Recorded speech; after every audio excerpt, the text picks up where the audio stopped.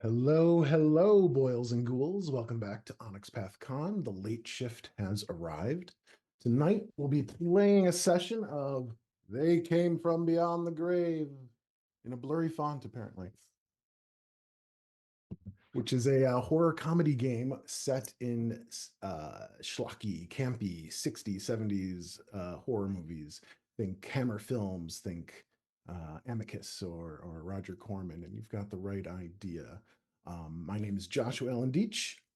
By day, I'm a writer for tabletop and video games and fiction, most recently Dune Awakening, the game. And tonight I will be your director slash game master for the fake, infamous B movie from the 70s, Gun Dead. And I'm going to introduce you to my cast tonight. Feel free to introduce yourself, a little bit about yourself, and your pitch for your character. Let's start with Kayla. Hello, it's me. I liked the way you introduced yourself by saying like what you do by day and by night. So by day, I make a poo poo pee pee jokes with cyanide and happiness. I work at Joking Hazard slash Laywaste games slash Scrungo games. So I make card games. Lots of poo poo pee pee jokes. By night, I play a lot of TTRPGs. I'm very excited to be here. I will be playing Veronica Ronnie Hargreaves. She is a little happy goth girl who really, really, really just wants to bring her dead dog back to life. And she has a lot of theories about how she can make this happen. And I really believe in her, and I think she'll be able to do it. Excellent. Let's go with Incha. Oh, hello. So I'm Insha, and I'm gonna do the by day and by night too. That was kind of sick. So by day, I am an author, a writer, um, and trying my best to write another book as my little thingies start to bleed out. And by night, I am an actual player and a GM, and starting to write some TTRPGs. Um, and my character, her name is Fiona, no last name. And she is just this satanic panic kiddo who likes too much Black Sabbath and Led Zeppelin, and she is just having a real hard time with all the voices in her head that really believes that it's Satan and is guiding her one step at a time. She's doing great. Excellent. Let's go with Brooke next. Hello, my name is Brooke. By day, I am the community manager at Roll20 and also a freelance writer for the Cosmere RPG. And by night, I love to read, write some more, write adventures, and also play TTRPGs. My character, her name is Kat Kainoa. She is the daughter, her biological father was a boxer, and he always wanted to be a champion, but he unfortunately passed before he could achieve that dream. And she's like, I'm going to take on the baton. I'm going to be a champion. I'm only 14, but it doesn't matter. I will be in the ring. And so ever since then, she has been trying to hone her skills as a martial artist. And she's hoping to take down that champion title, bring it home for the orphanage.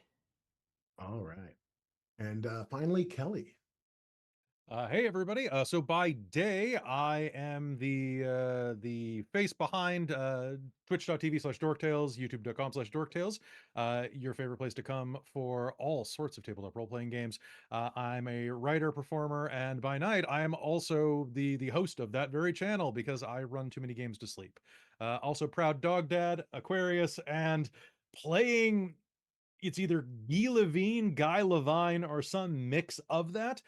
He is the dupe, and his whole thing is he's basically like a bad Xerox copy of Ferris Bueller or Parker Lewis, and he wants to save the orphanage without doing too much work, which I can relate to. I feel like he's like a step away from being the guy with like the sweater around his neck, but he had like a moment that made him a better person as a youth. He's just slightly better than that. Just slightly He better than shed preppy. he shed his sweater. All right. Well, that introduces our cast and our main characters. As I said, we are playing in a fictional movie. We will We all of us play both characters in that movie, as well as the actors and filmmakers, as you'll see some mechanics come into it. We're going to go light on some of the system rules, highlighting certain ones for this particular session. But if you enjoy this show, feel free to dig into the game. There's a lot more awesome systems and a lot more genres. They came from for just about every kind of genre, from 50s atomic age to spy movies to 80s fantasy and beyond. But yeah, let's get started. And we start tonight with you, dear viewer. Unlike a lot of streaming games where you just watch, here you just watch, but you're also, even if passively, playing a character in our little fictional world, because we are in a slightly to the left alternate dimension where this movie exists and where you're a fan of this movie. You have vague memories, dear viewer, of seeing some scenes from this movie. Maybe you were a toddler being babysat. Maybe it was a bad VHS copy in your uncle's attic. Maybe you, in your youth, made out at a drive-in theater and it was on in the background. And you have these memories of this movie that you thought were maybe just a fever dream for a while. But then, wandering around the internet, you saw this trailer and you said, oh, this movie is real. And the trailer starts with a little bit far away, but panning in shot of a skull-shaped candle and a Tommy gun. And this Tommy gun has lots of wear and tear. It's got dust on it. It has various beads and occult accoutrement kind of stuck to it. It looks like a strange artifact. And a voice comes over and says, we invite you to a new type of action horror. And then we hear voices come in from our main characters. I'm going to indicate you one at a time, and then pick at random one of your quips and read it dramatically for the trailer. Kayla. Okay. Okay. You start with me.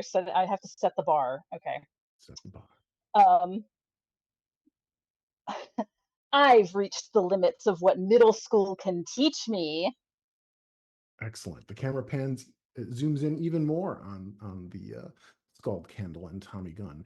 Incha. Satan has sent me this test. The camera zooms in even further. The candle lights on fire. Brooke. I work somewhere between justice and vengeance.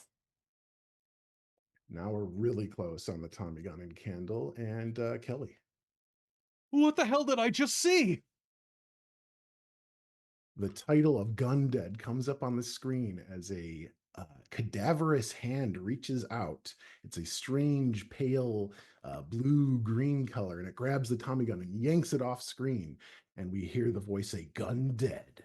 When there's no heroes coming for you, sometimes you have to build them yourself. And then the trailer ends, and you, dear viewer, feel vindicated that you did remember a real movie, and you look around online and you find a rare showing that's going to happen in some old grindhouse theater that you've never heard of, a rare, barely held together print, and you go there one night. It's a theater that you have to go through some back alleys to get to. There's no sign for it on any main road. You enter the building.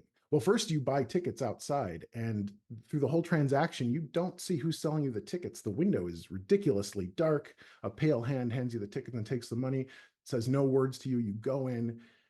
The concession stand is empty. There's just buckets of popcorn on the counter and apparently an honor system to pay. You do so, you go into the theater, you're so excited you barely notice the red handprint on the glass at the concession stand. You enter the theater, you sit down in a dusty chair. There's just one other person in the theater sitting way in the front row and just completely still. It starts to creep you out a little bit, but then the projector comes to life. And a really bad, barely held together print starts up, and you get blasted with some soon to be adjusted music. It's sort of this really bendy, dirty, jazzy kind of music with some almost gothic or noir elements crammed together. And the title comes up, Gun Dead. And we see a series of images throughout the opening credits provided to us by these sort of billowing tapestries with tie-dye art on them, some stylized tie-dye art. We see We see a once prosperous neighborhood. Another one flutters by. We see that neighborhood in decay.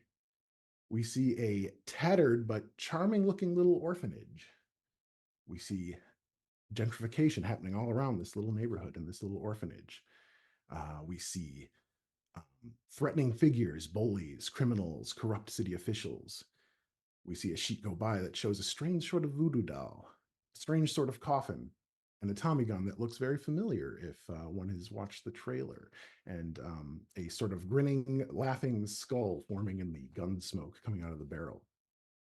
And the movie then opens up as we transition into a little shop full of tie-dye art.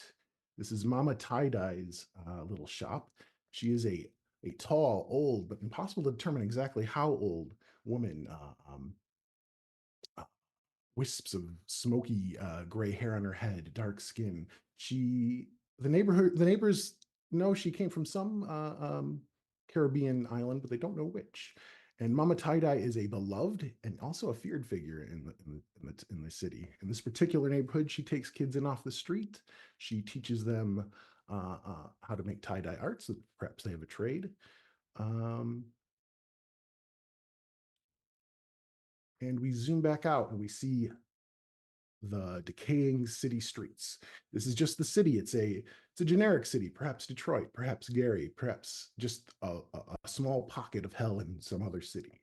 And criminals are driving through on motorcycles, whooping and wailing, shooting guns, throwing Molotov cocktails, just punishing an already punished neighborhood. And a little girl almost gets run over, but Mama Tie-Dye steps out and the bike swerves and falls over, and the criminal gets up and he sneers at her and he looks like he's about to go do something, but he looks at Mama Tie-Dye, who does not move at all, and he rethinks his options and he drives away. And Mama Tie-Dye leads the little girl into her shop and she says, "You better wait here. Let me tell you a story." And we cut to an orphanage and we're zooming in on it. The orphanage is decrepit, yet somehow charming and warm. We zoom into the main office where the two men that run this orphanage, who look not a little unlike Bert and Ernie in human form, are nervously talking to a city councilman, who at a glance is just it's easily recognizable as a corrupt city councilman, just a large, grotesque man with a cane, and he is talking to these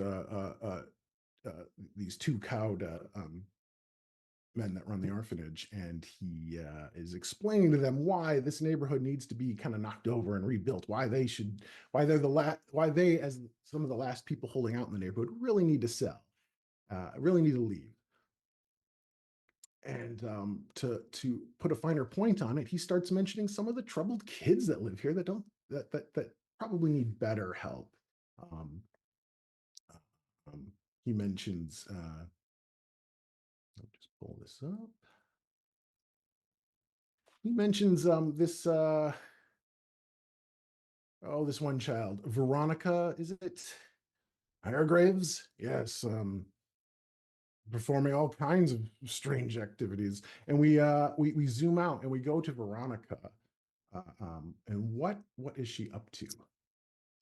She is definitely in I don't know do the orphans each have their own room, even though they're in this kind of like decrepit orphanage, or are they sharing I'm going to sharing a say, space? yeah, the four of you share one room.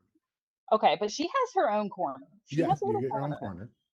corner. She has kind of like tilted her bed frame on the side and kind of like turned it so that way it blocks in a little corner, and she has all of these like chipped glasses and different vials like she has made into this ramshackle little laboratory. And she's over there just like mixing chemicals and things that she's found and writing notes in the corner. She has like a mess of curly red hair on her head. It's tipped in like a little bit of black as if she tried to dye it at some point, but now no longer has access to hair dye. And she's wearing this like torn, long black trench coat, and she's just like mixing. Something makes a weird noise. She writes this down and she rubs her hands together and she's mumbling to herself about a new theory. I'm definitely going to figure this out today. I'm definitely going to figure it out. And she's just like babbling in her corner. Excellent, excellent. We get just some quick sappy flashbacks of you hugging your dear dog, and Zozo. yes, and then just kind of a sound in the background of Zozo, and then a yelp and an ominous silence. And we cut back again into the orphanage with our two caretakers and the councilman, and the councilman just looking at your file, Ronnie, and is just like, oh, kicked out of school for profane acts of science, and blah blah blah blah blah blah. Grabs another file, and this Fiona girl, a Satanist. Whoa. And we cut to Fiona. What's Fiona up to? Introduce your character. Fiona has this big curly white hair with like clips just kind of like hanging in the back of them, just kind of like trying to get it out of her hair because it's so, if she gets wet like a cat, it's so stringy, but she's just kind of like, I just have to keep it up. And Satan wouldn't like me if I'm looking like this. But she has like a Betty Davis like t-shirt, black pants with some combat boots. There's a hand-drawn like pentagram on her throat that she did herself because she's an artist. And she feels like Satan obviously speaks through her, so needs to represent a little bit. And then chains all over to decorate her outfit.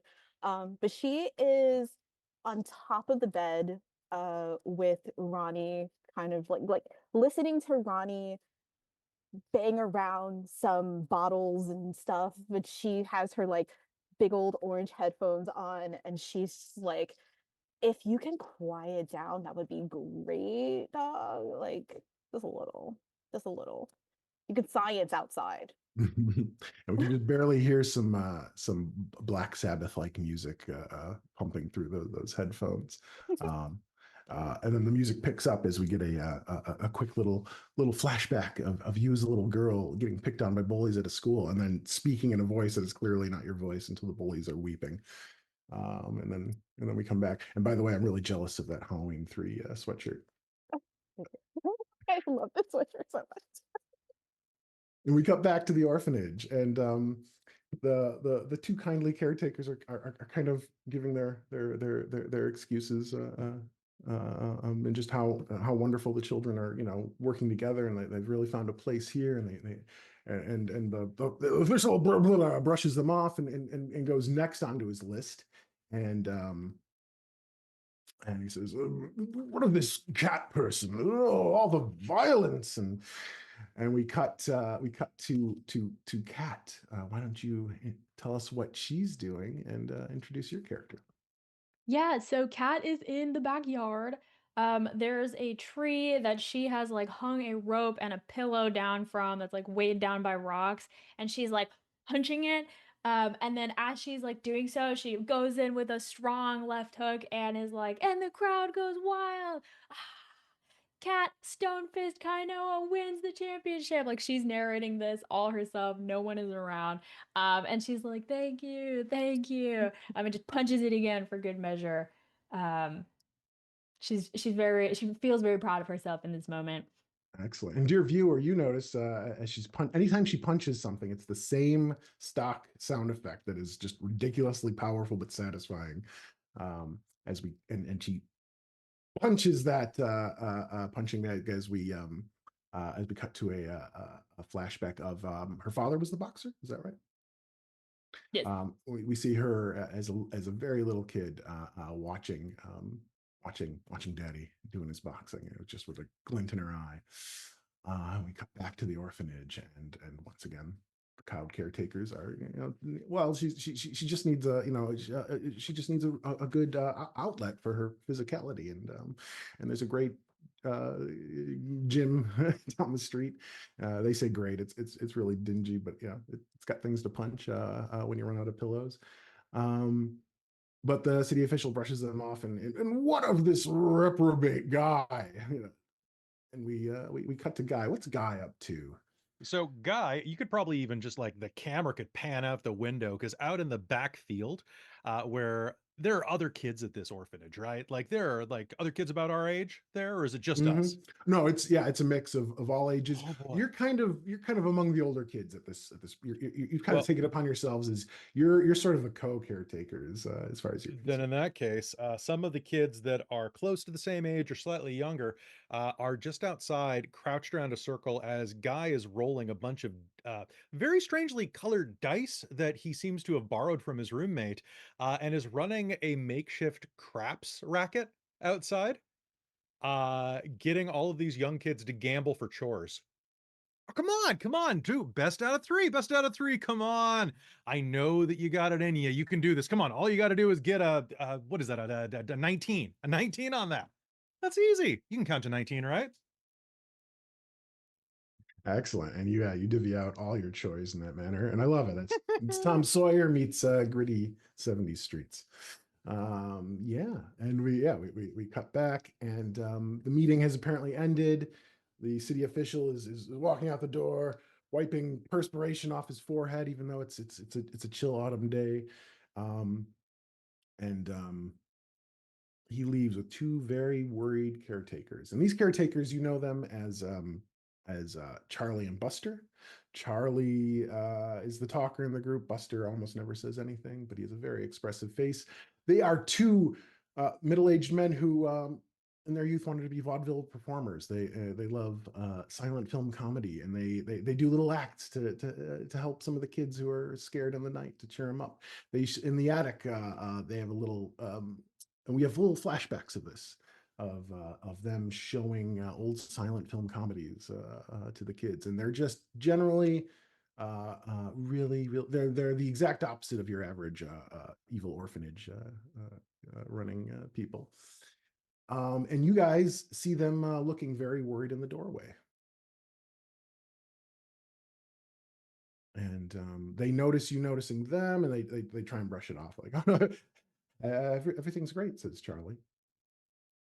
You need to take it out on this pillow. I can stay out a few rounds. Oh, we'd like to, but well, it's not going so great. We're fighting to keep this place, but the city just is well. And then you hear the councilman, who's just at the bottom of the steps because he's waddling very slowly. He says, I should hate to see if the criminal element harm you or the children.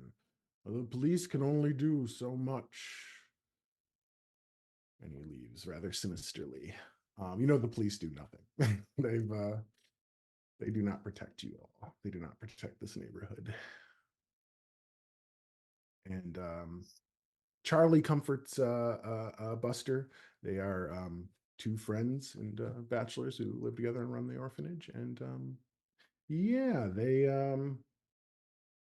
give you guys what they're trying to force is comforting smiles before they leave. And it's just the four of you knowing that this orphanage, your home, your final little scrap that you've held on to, is maybe its days are numbered. So how screwed do you think we are on a scale of 10?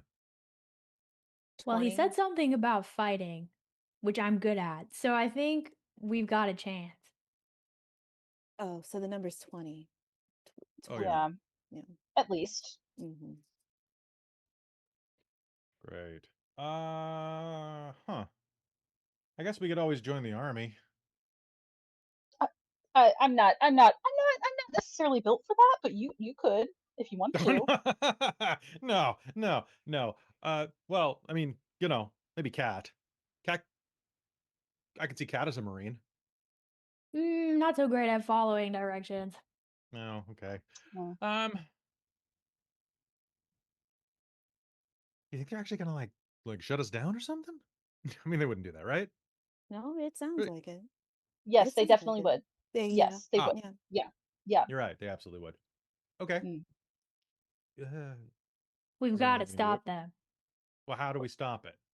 We're children. How would we possibly deal with this? And just then you hear a commotion down on the playground, or what's left of skeleton of a playground. And I'll pause right this second to say, dear viewer, that I want to introduce a few systems that are going to be in play.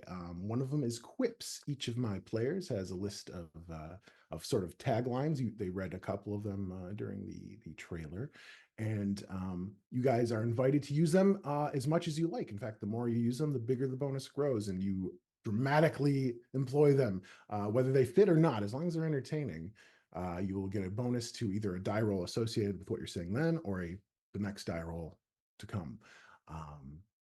Yeah, and they also have cinematics. They have a set of well, we'll just call them meta powers that take into account, that remind us that this is a movie that we're playing in, and there are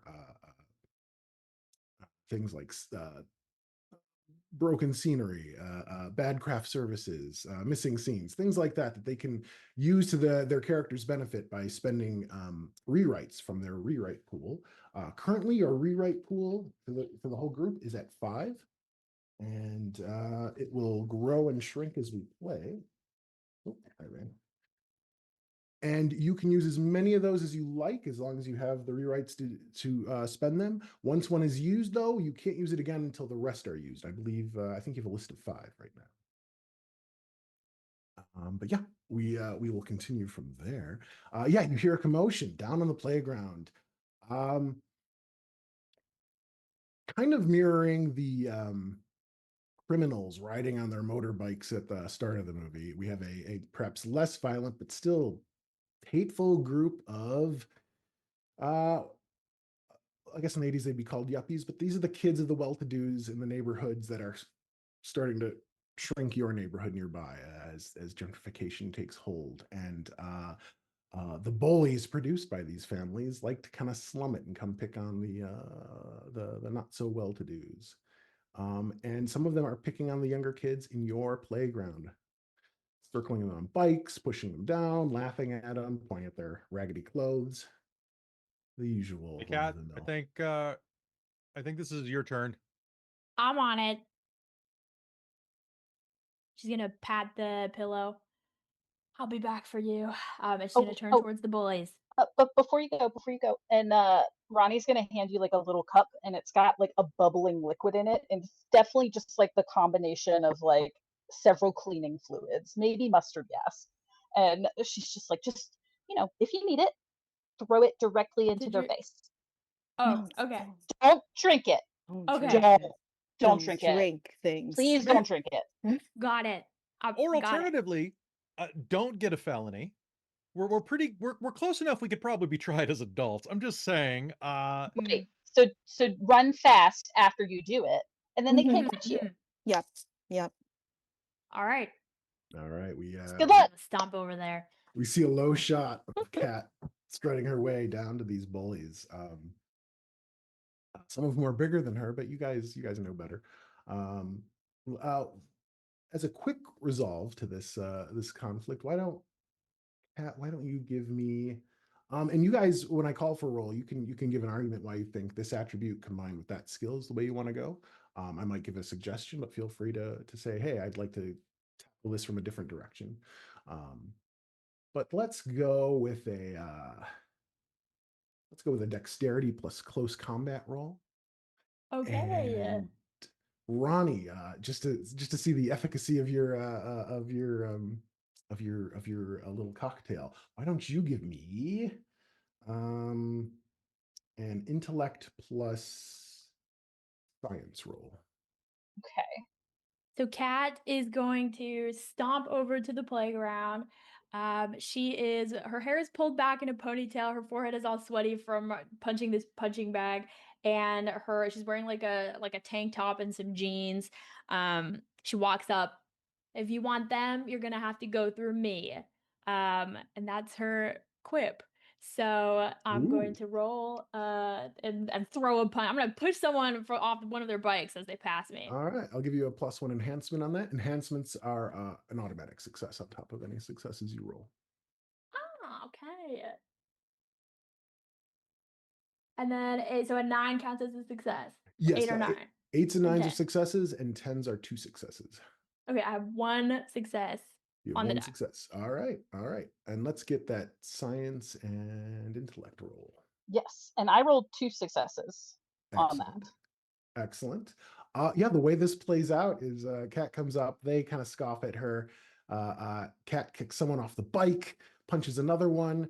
But with just one success, they're starting to surround you, and the size difference between the biggest one and you is significant.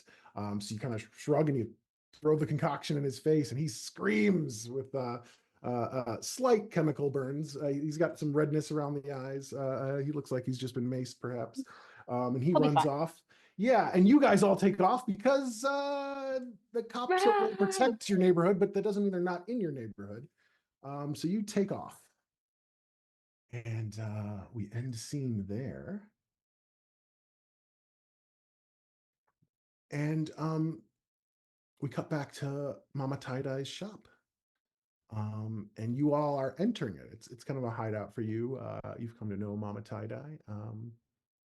You know, she's good people. You know, she's scary to the right people. And she's just really kind of an interesting person. And you get in there, and Fiona, you hear voices in your head. And they're saying, the doll, the doll, the doll. You should play with the doll. I don't really want to play with dolls. Then it. So here's the thing, like Mr. Satan, if I could call you that. It just feels. I think I'm old. I'm too old to play with dolls. If that's okay. There's like a pause as if the voice of Satan is a little confused now. And it just blurts out, children like dolls. Oh. Well, this child is kind of like this child is kind of good with the no dolls. But I mean, if you want me to play with dolls, I will listen to you, Mr. Your Satan. voice cuts off as the rest of you see your eyes go kind of white, and she just starts like a marionette controlled by a palsied hand, starts moving further into Mama Tie-Dye's shop. Up the stairs, actually. You usually don't go there unless you've been invited, but she's going with no fear. And she ends up in a little room, and by the time you catch up to her, because you're like, oh, wait, Fiona. By the time you catch up to her, she's sitting in the room and looking at this sort of well, it looks like, as far as you can tell, like a voodoo doll, but just a really peculiar one, and a little you don't know, you know what the term is, maybe like a zoot suit, a pinstripe suit, like a purple little suit, a little fedora, and it's just got this face, and you just see Fiona holding it, motionless. Fiona, didn't you say you were too old to play with dolls like yesterday when I asked you to play? Can she hear? You can hear, and you're seeing things, and you want to share those things. You start, just a hand goes up and starts motioning your friends to come closer. Are we familiar with this happening to her, by the way? Because we've been around her long enough. You are. Weird things happen, but they're so random and mixed that like there's no regular. The only thing regular is their irregularity and strangeness. Yeah. So Ronnie's like, "Oh, Kat, I think Fifi's. I think she's a little broken again. So maybe if you just give her a little shake or something. I don't know if we should, just a little. I thought you Yeah. weren't supposed to like wake sleepwalkers up, though, right? I Like, don't know if this is sleepwalking. Her eyes are open and they're very like white. It's very a little creepy. Look, maybe just shake oh her. yeah, I see it. I see it. Play Yeah, with the yeah, doll. yeah. Yeah. Just play with She it. just needs a good pat on the back. And Kat's just There gonna you go. pat her on the back real strong. Play with the doll. You reach up to pat, your hand pats her, but it does not lift again like a pat should, and you too kind of go still, and the two of them are still. Oh, I'm not gonna touch that or them.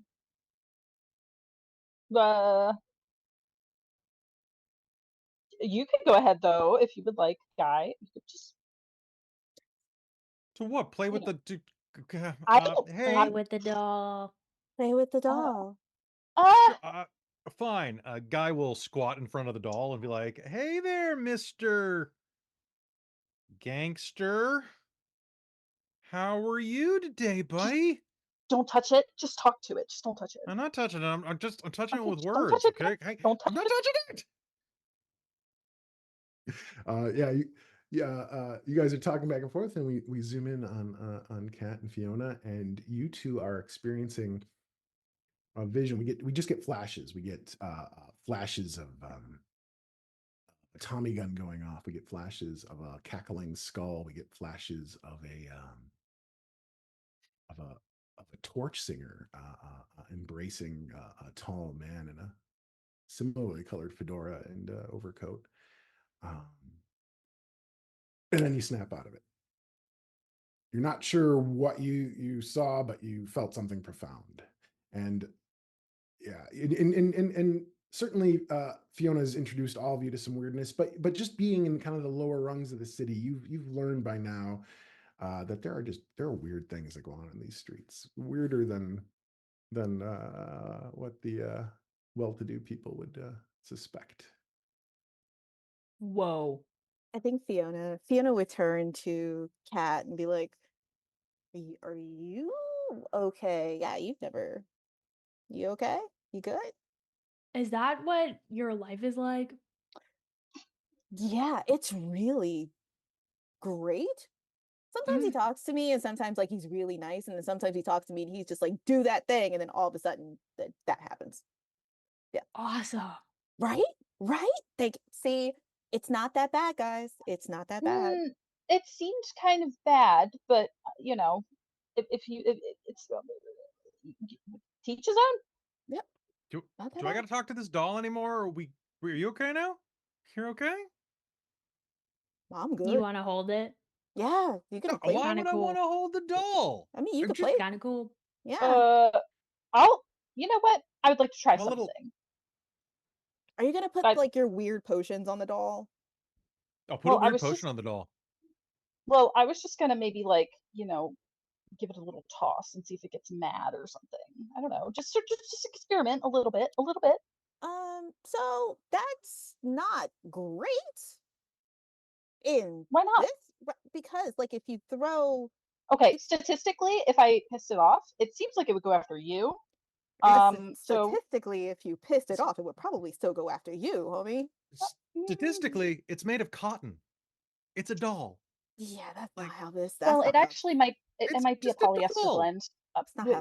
It's not Okay, how yeah, this it's probably a works. polyester. Well, I don't Trust know. and It's believe kind of that's not how old. this works. Did they have polyester back in like the 20s? As you guys argue over this, we have a soft cut. The camera pans to the window and it's daylight, and it's just a soft cut. It's nighttime out that same window. It pans back. You guys are still arguing about what to do with this doll because you don't know what to do.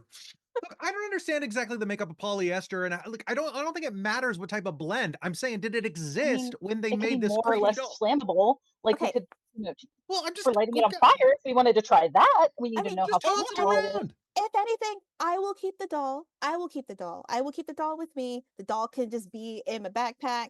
Satan obviously wants me to play with the doll, so Can I just like flick it a little? Can I just give no, it a little stop flick? touching Can I just, it. just gonna reach Did for you it? buy the doll? We It's a did little doll. see something.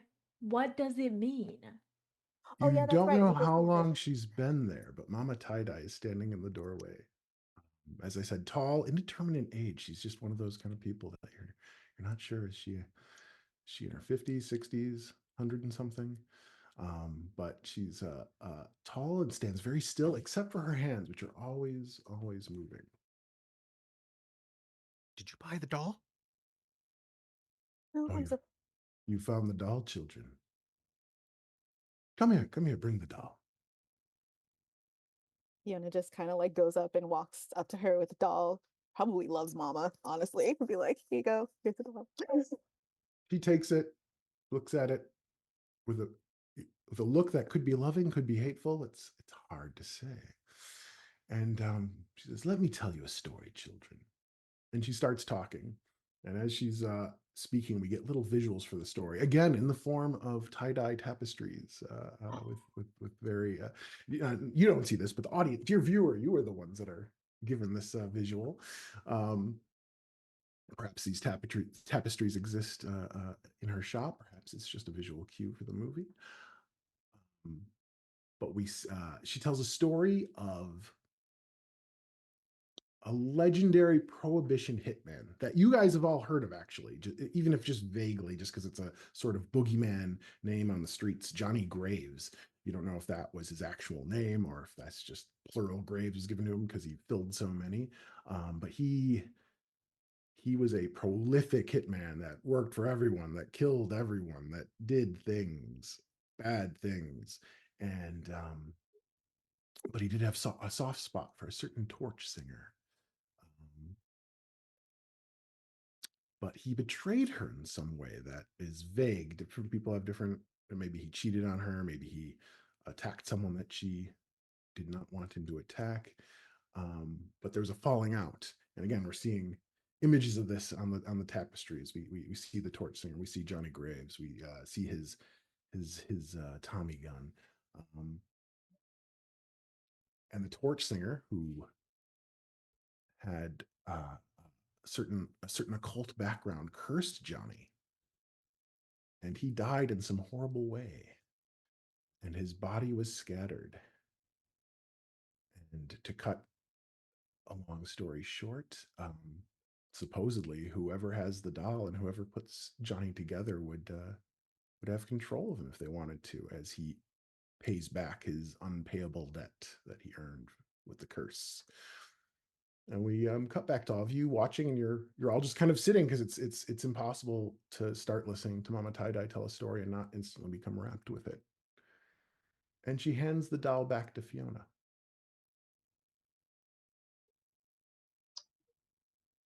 Do I, do I, do you want it back or should I keep it? I don't want to like take anything from your shop, like if you don't want me to have it. You have it, child. Maybe it's just an heirloom of something that's real or just a fun legend. You should run along now. It's getting late. Was very ominous of you. Yes. I'm gonna, you were, okay.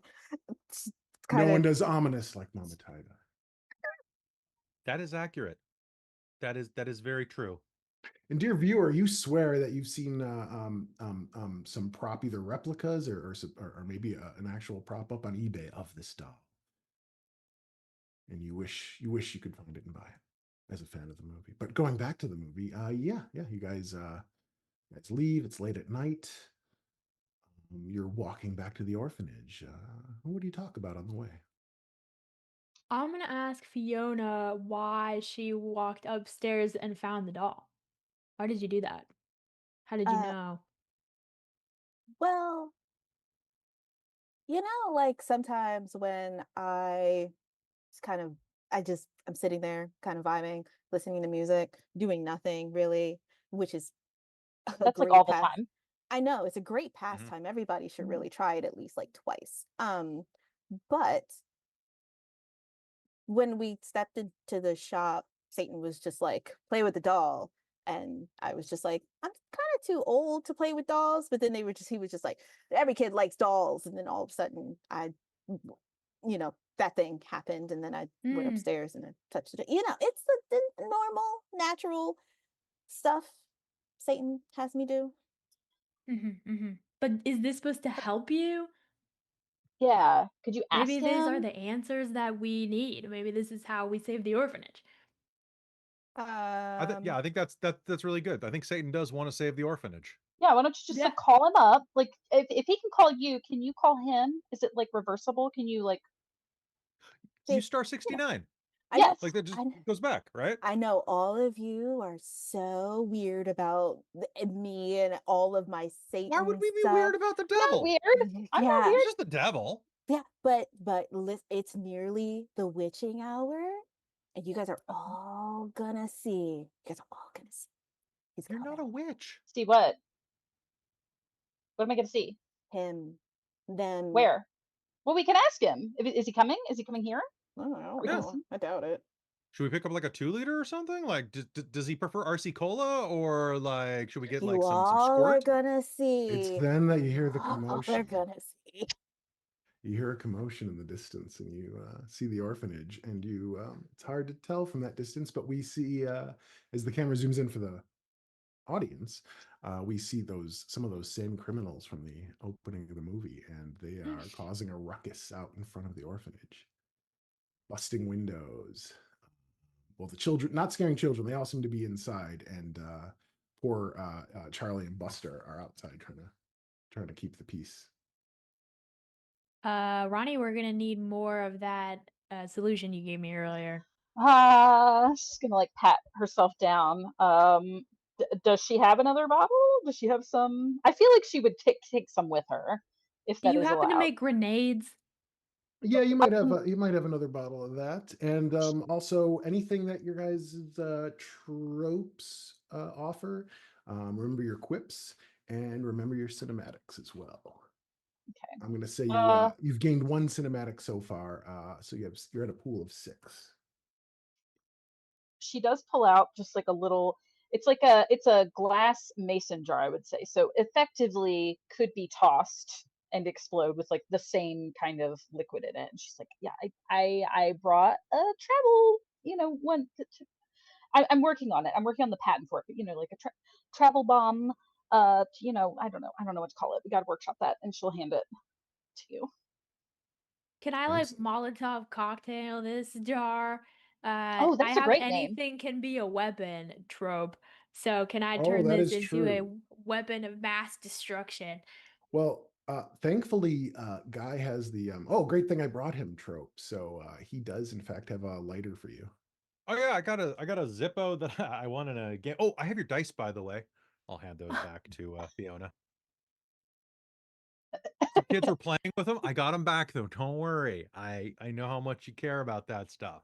So you guys are running back to the orphanage, and gotta save home. But far away, these criminals don't look so huge, but up close, it's like, yeah, these are hardened adults and not the bullies you were facing earlier. What This is what I've been training for. Yeah, As they I'm can. like standing behind like a tree across the street. is that a quip? No. Oh, okay.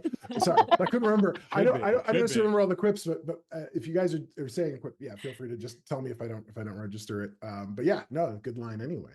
Um, let's go down the line and what's Ronnie doing as you guys are closing in on these men who are now kind of turning and seeing you?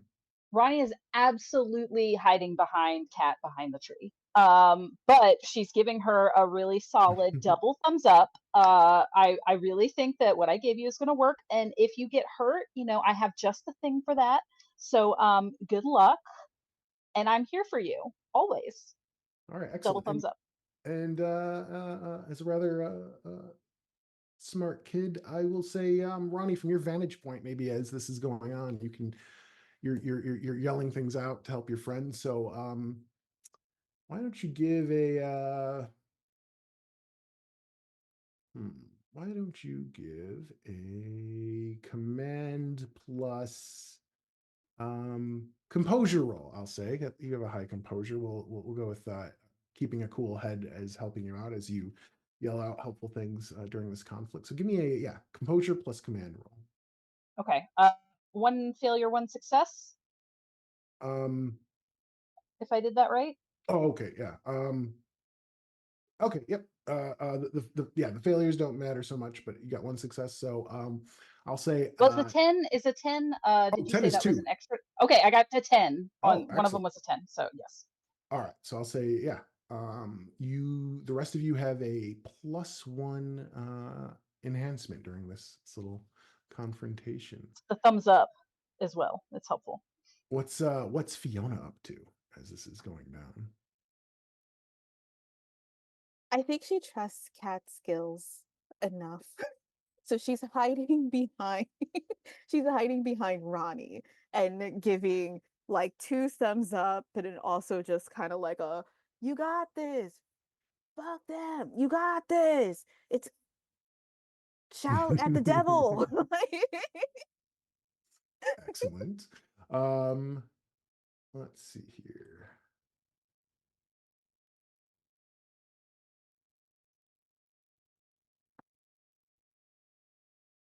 What's Guy up to during this? Hey, so look, Kat, as your future manager, I just want to let you know that you've got this, okay? Like, no matter what you're doing here, you're gonna win. They're just a bunch of adults. They're all out of shape. Look at you. You're hard as a rock. You got this. You know. Hey, trust me. That's one of my quips. So Well, since you used a quip, and since you're giving a pep talk, I'm going to give the an extra +1 enhancement to Kat's next roll. nice. Trusting you has never led me astray. Um,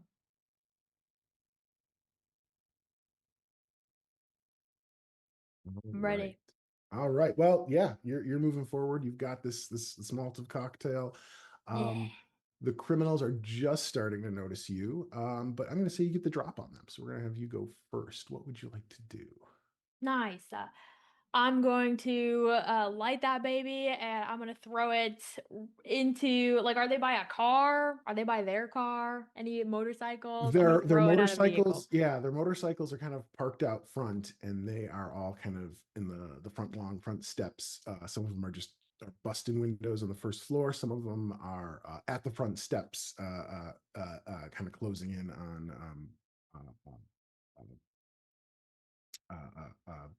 you two caretakers, Buster and I'm blanking on Okay, yeah, because I don't want to hurt their orphanage, but I do want to hurt these guys. Right. I'm going to throw the thing right at where all of their motorcycles are parked.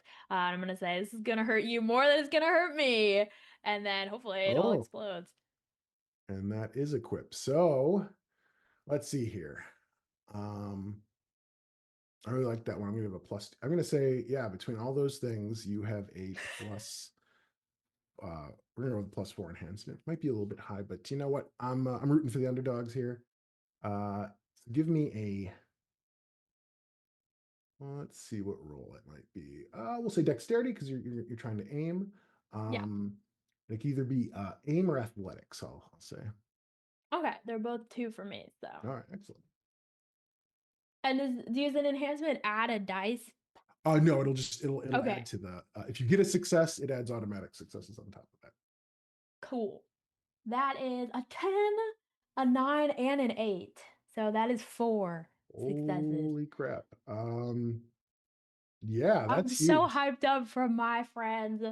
So, dear viewer, we get a cool shot. And as a fun fact of trivia on this movie, the stunt coordinators were highly criticized for letting children to take part in this scene, but it looks really good. Like they really got the shot.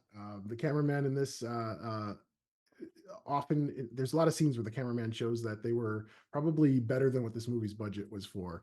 They lucked out, and we see Kat strutting up out of the darkness with this lit Molotov and hurls it, and just before the criminals can kind of sneer at you, it sails right into the middle of their very huddled together bikes and just starts all of them on fire.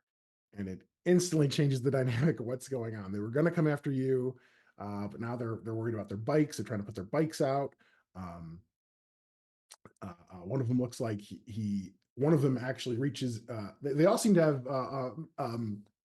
typical criminal melee weapons of a movie like this: chains, bats with nails in them, just straight rejects out of the Warriors. And but one of them, you thinking the leader, is pulling something very ominous out of his pocket, and that's when Buster reaches for him to try and stop him, and you hear a bang, and Buster kind of stumbles back, holding his shoulder. And the rest of the criminals are starting to get worried because now there's a big fire going on. There's been a gunshot, which really ups the stakes of what was happening here, and it all happens very fast. But they start scattering. They're rolling still flaming bikes down the street, putting them out. Some of them are driving away. Some of them are scattering. The leader of them looks at all of you, it's just like, and smiles and heads off. And we cut to paramedics, and Charlie is comforting Buster, who doesn't say much, and even through getting a gunshot, he's a trooper. But he seems okay. He's in the back of an ambulance, and they're about to cart him off. And yeah, the three of you are kind of just standing outside, and yeah, the police are there for all the good they're going to do. Some of them are even looking at the place with kind of a smile on their face. Yeah. In fact, uh, uh, going back a little bit in the shots as we were panning in, the police were kind of a little off in the distance watching this whole time. Now we cut to you guys on the lawn. There's still the smell of burnt gasoline in the air. The lawn is burnt pretty badly. There are windows knocked out. Kids are scared upstairs. What are you up to?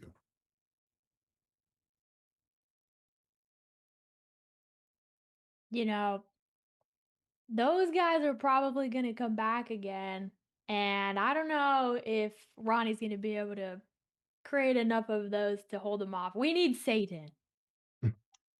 I agree. I agree. I only have so many chemicals. We don't have any money to buy more. Satan has unlimited funds and power. Seems smart. I don't think that's true. I think Satan has like kind of he has a lot of stuff to do. I Like, think. help us. He's always in your head. He can't be that busy. Oh, Plus, he fine. gave us this, and I'm going to point at the doll. That's The true. police won't help. What about this hitman doll? We'll say this scene is back in your shared room, and you're all kind of sitting on your beds talking this over, and the doll is just kind of been laid in the middle of the room, and everyone's just kind of talking about it and at it, this and that.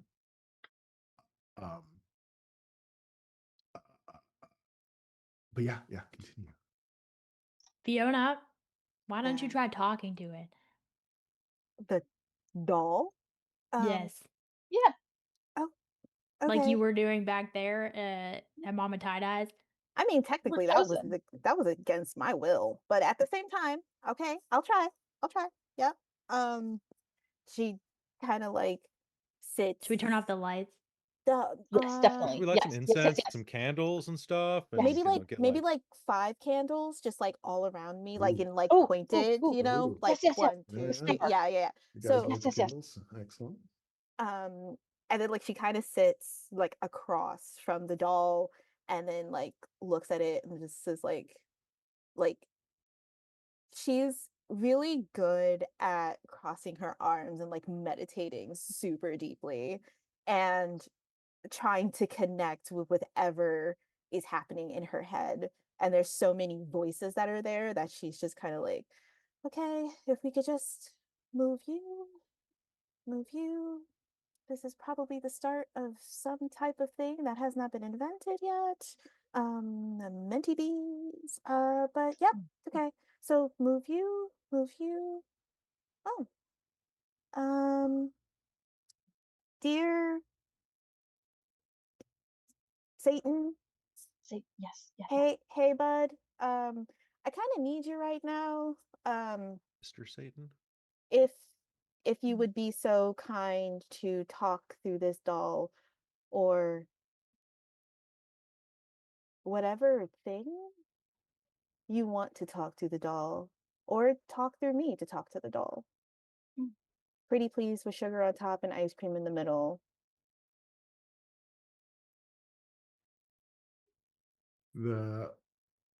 The camera goes in on a close-up of one of the candle flames, pans around the room as your friends join you, and you have a trope called "Let Us Pray," and you know that when you're doing your little rituals and such, participation from others actually strengthens it. So you have 3 others. You have a +3 enhancement on your roll to try to get a better connection with this thing. So let's say that's going to be a culture plus. Well, what attribute would you like to use, and Ooh, why? I think she would try to use or hmm,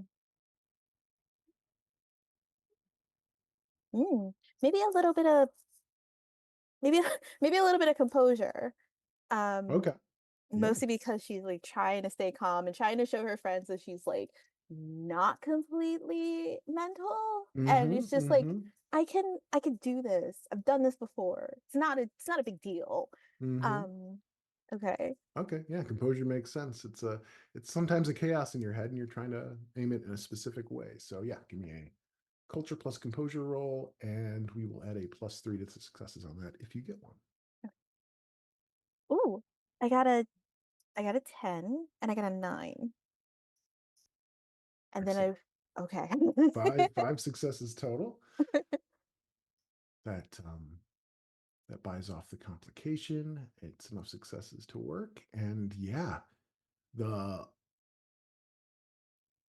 it happened so fast. You're not really sure if it happened, but the flames in the candles seem to go green for a second, and then back to their normal flame colors. Um, and all you all kind of look around. You don't know when it happened, but you're all holding hands now around the Yeah. skull, and you're all getting a vision. Um, but it's just really flashes of imagery. But you do hear a voice throughout it all, and the voice says, "The head, the torso, the arms, the legs, the coffin."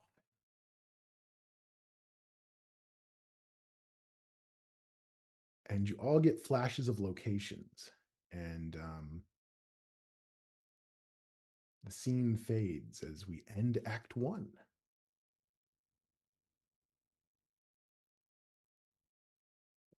Would anyone like a break before we continue?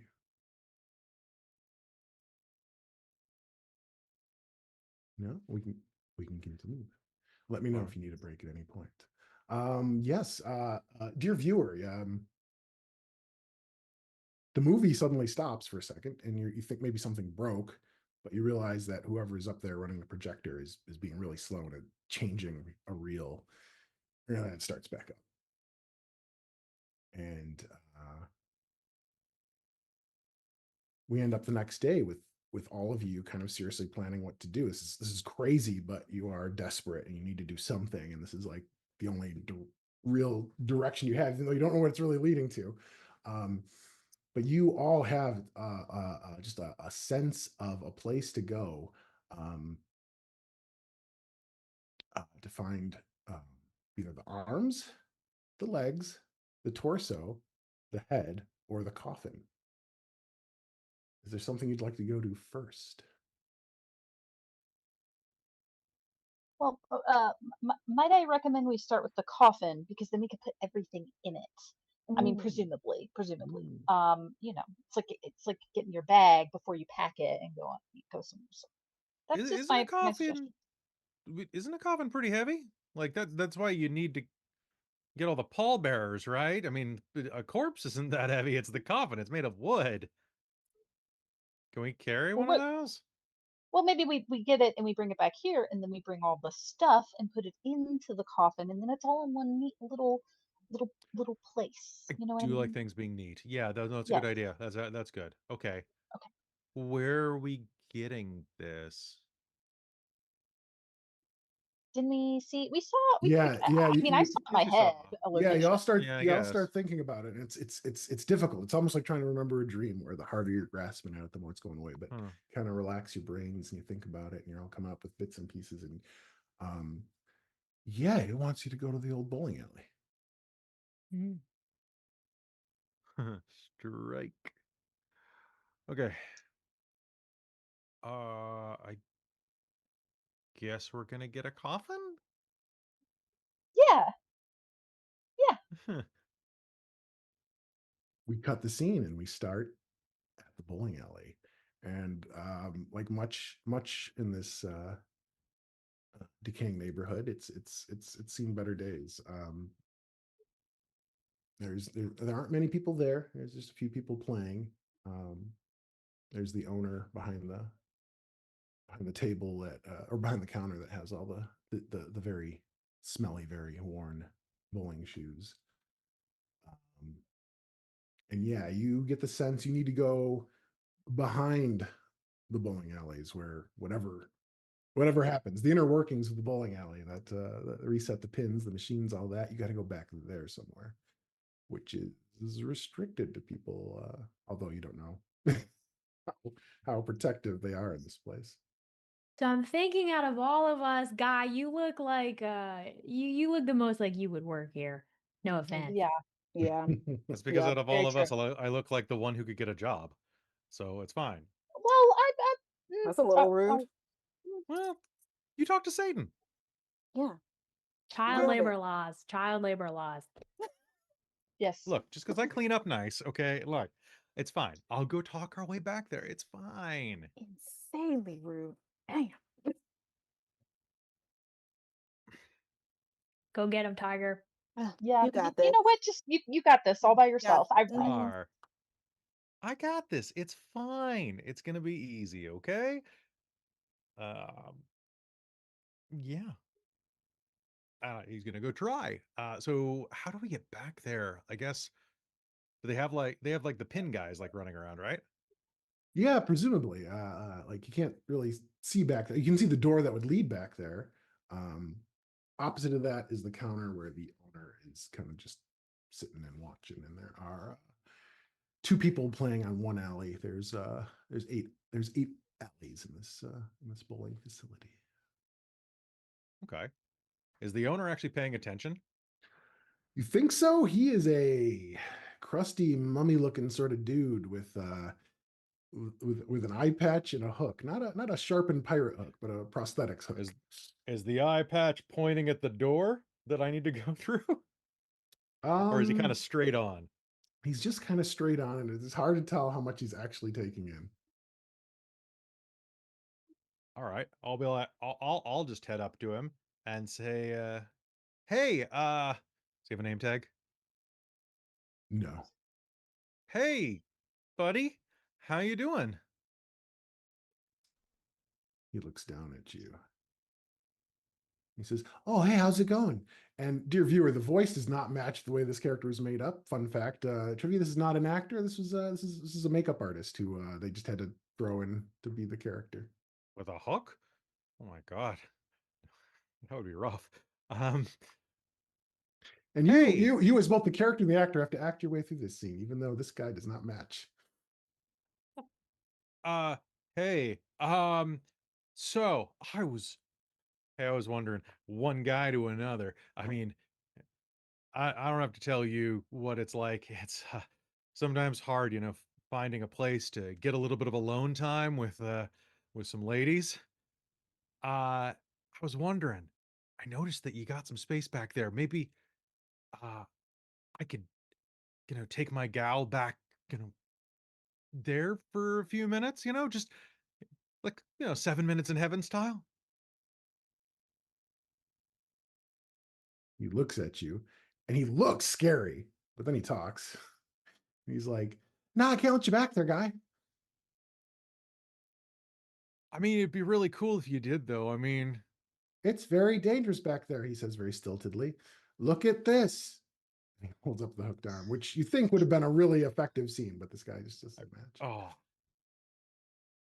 you sure? Cause like I got uh I ain't getting shut down because of you fool kids. oh, okay. I mean, if you're worried about that, I'd be worried about the guy spray painting the outside of the building right now. He's saying Oh, putting some pretty bad stuff out there. give But I me. mean, yeah, sure. Be upset at the kid.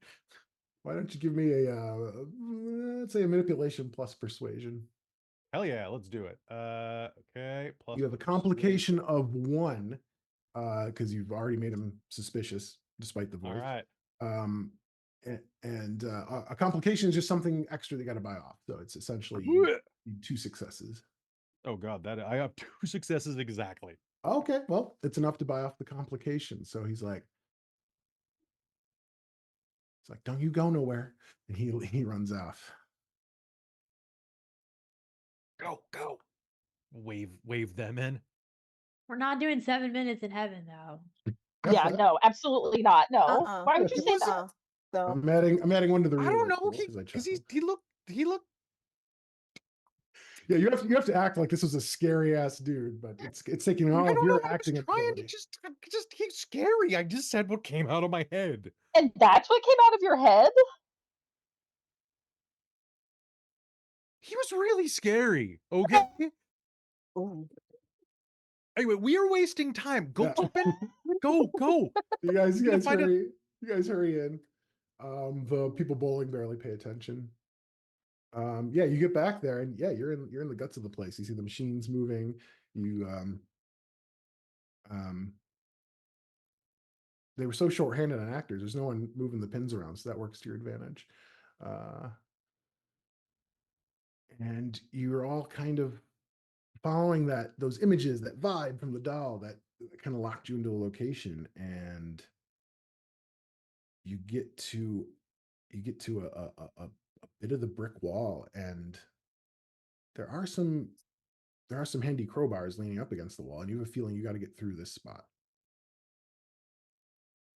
I grab a crowbar. I'll also grab a crowbar. I grab Time a to get our hands crowbar. dirty.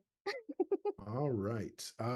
Let's see. Cat's the strongest one. So you make the roll, and I'll give you an enhancement for the people helping you. So you got Alright, a +1 enhancement for each of your friends. perfect. What am I rolling? Let's roll might plus you can either do athletics or close combat. I'll say. Okay, we'll go with close combat. That's 5. That is 2 successes, 2 8s. All right. Plus you got a 3 enhancement, so you got 5 successes.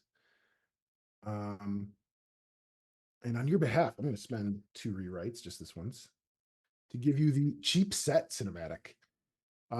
You start hitting it, and you're acting like it's tough brick, but this is clearly like plaster of Paris or something like that. They made this little wall out of because of the location. They couldn't actually knock down a wall, so they just had to make a fake spot where there was a wall.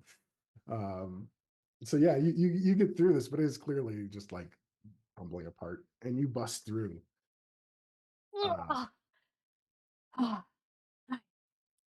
Little known fact: this scene was made so cheaply because it was added in later. It was in the reshoots to clarify some things. But yeah, They had money for reshoots. Well, not much. Not much for this scene. It's shot in an actual bowling alley, and it's clearly like as the camera's panning, there's clearly a brick wall, and in this section which just does not match, and you've busted through into a hallway that must have already existed in this on location place. But you go in, and dear viewer, even though they're clearly just entering a room, the movie is having you believe they're going down some stairs as they exit out into a different set entirely. You guys are in the hidden bowels of this place. You're looking around. This looks like it was like an old speakeasy. There are stools. There's actually kind of a nice bar. It's full of dust, but like a nice bar, some nice ceiling tiles above it. It looks like it was a swanky hidden nook at one point.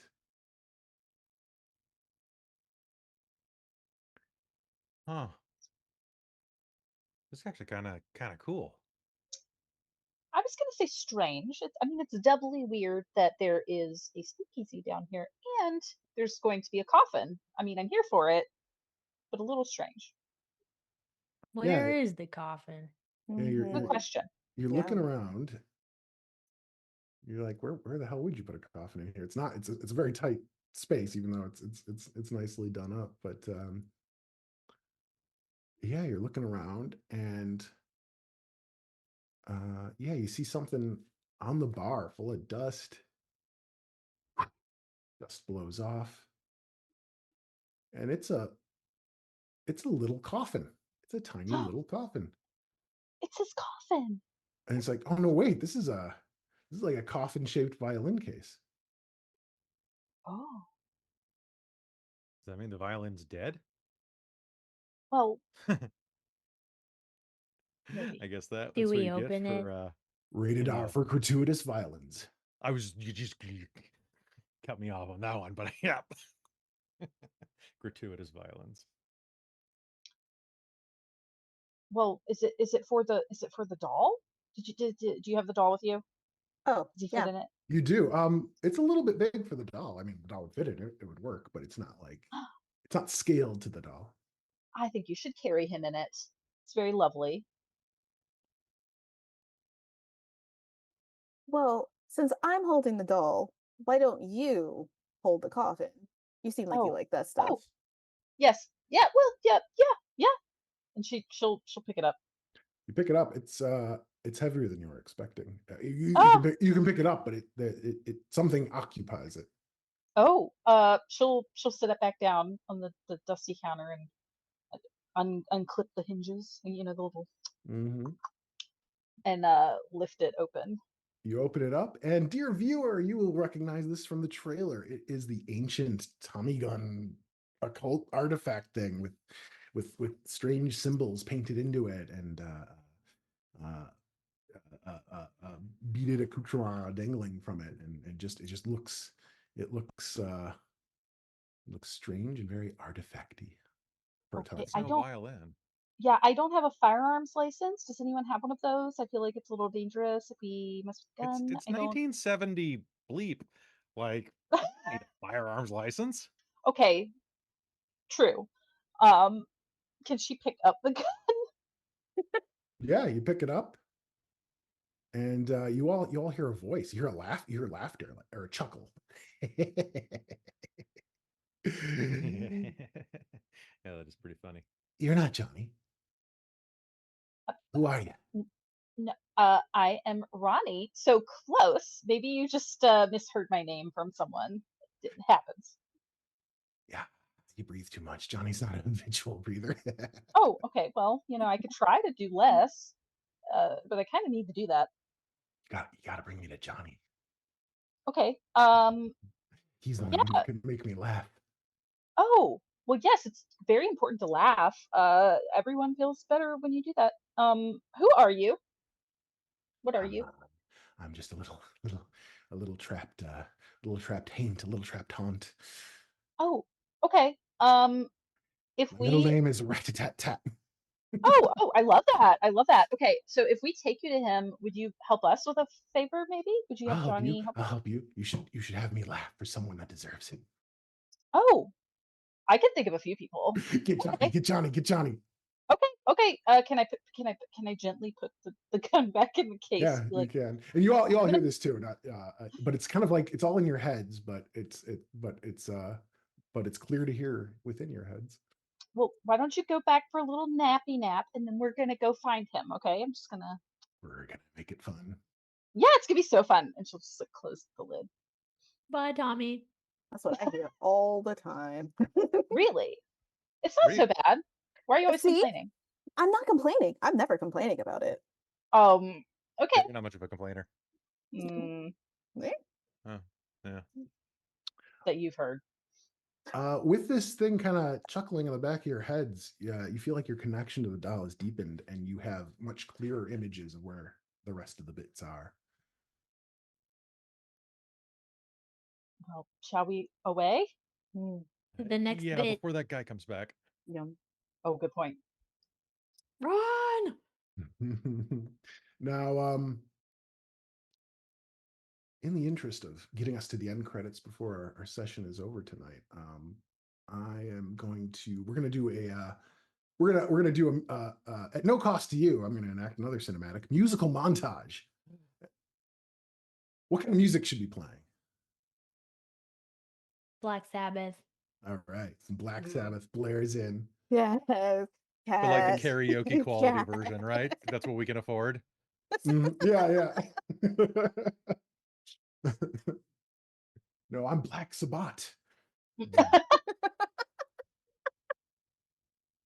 Anyway, music. We're listening to Unstable Locomotion. Yes. But yeah, that's playing as you guys a team your way through this. Through a couple of things. You get the let's see here. You find the legs. Yeah, you find those. There's an old folks home actually. You sneak in pretty easily. You spend a little bit. We get along with the morbid finding of these legs, which are they're well preserved, pickled even. You're not sure what Ronnie, you're not sure what method you're fascinated by this, but they're still kind of strangely pliant. They're the color, they're a weird pale blue green, almost turquoise color. And dear viewer, the zombie or the revenant or whatever you want to call it in this looks rather outlandish, but the makeup effect on this were one of the high points of the film. Is in terms of, even though they had a cheap budget, they had a blooming special effects student going out on their own, and this was their first big movie. But yeah, you find the legs at the old folks' home. We get a wholesome shot of some of you reading to some of the old folks, getting roped into it as you're sneaking these legs out, as the others are sneaking the legs out. We get more Black Sabbath music as you find the torso, bereft of legs or arms. You find that at a record store. And you are caught by the guy selling the records, but he looks at Fiona and gives it, yeah, and you guys leave. And yeah, so that brings us back to your room where you, or we'll say the attic. You've hidden this all in the attic. This is the place where Charlie and Buster, who is now back from the hospital in a sling. Charlie and Buster, this is where they do their little silent film viewings with the kids. But you know, that's not really happening right now, as everyone's kind of scared or convalescing. But you've got the torso, you've got the two legs, they're on the floor. You've got a tarp that you put over it when you're not doing anything, and you've got the gun. That just leaves the arms and the head as we cut back from the music and back into the movie proper. We're making good progress. Yeah, surprisingly quick. But we still need the arms and the head. Yes. And with each part, your kind of visualization of all of this is getting clearer and clearer, and your connection with the spirit trapped in the gun, who's introduced himself as Getty Boom Boom, is getting stronger too, and he's talking to you a lot, sometimes more than you wish he would. But the head, you can see the head is in the old movie theater. Now this is an old movie theater that would have been showing some of those silent films back in the day. It is no longer functioning. Your caretakers talk about it lovingly, but they also they've always warned your kids, yeah, don't go there. And then the arms, you see there's a weird little curiosity shop that somehow still manages to exist and still be open in this neighborhood, even though almost everything else is burnt out and gone. And you're not sure how it manages that. Maybe we save the head for last in case it starts talking to us when we find it. That's a good idea. Yeah. To the arms. To the arms. To the arms. All right. We cut to a shop that has a hanging wooden sign that is just hanging by one chain. It's blowing kind of ominously in the wind. And whatever name used to be on it is long gone. People just know it's just a weird curiosity shop. I'll walk right in. Yeah. All right. You walk in, the bell jingle. Oh well, as you're coming in, or as you guys approach this place, just right on cue, torrential downpour as rain comes down, just adding extra mood to the scene. Yeah, you're coming in. There's thunder rumbling in the distance, and you're all just in crossing the road. You're all already soaked as you're entering this place, and you kind of go in faster. And yeah, it is it's one of those places that smells old, not rotting, just old. Just a lot of history in this place, a lot of weird things, books, knickknacks, curios, specimens in jars, just everything you could possibly imagine. You guys think the arms are for sale? Oh, that'd be sick, Maybe. actually. And that Hope they and don't that cost an arm and a leg. and that's when you Oh. see the shop owner looking at y'all. Catched you in the rain, bee. Don't be scared. Come on in. Uh, And it is an old man. Kind of cloudy eyes, not corpse cloudy, but just like he's got some cataracts going on.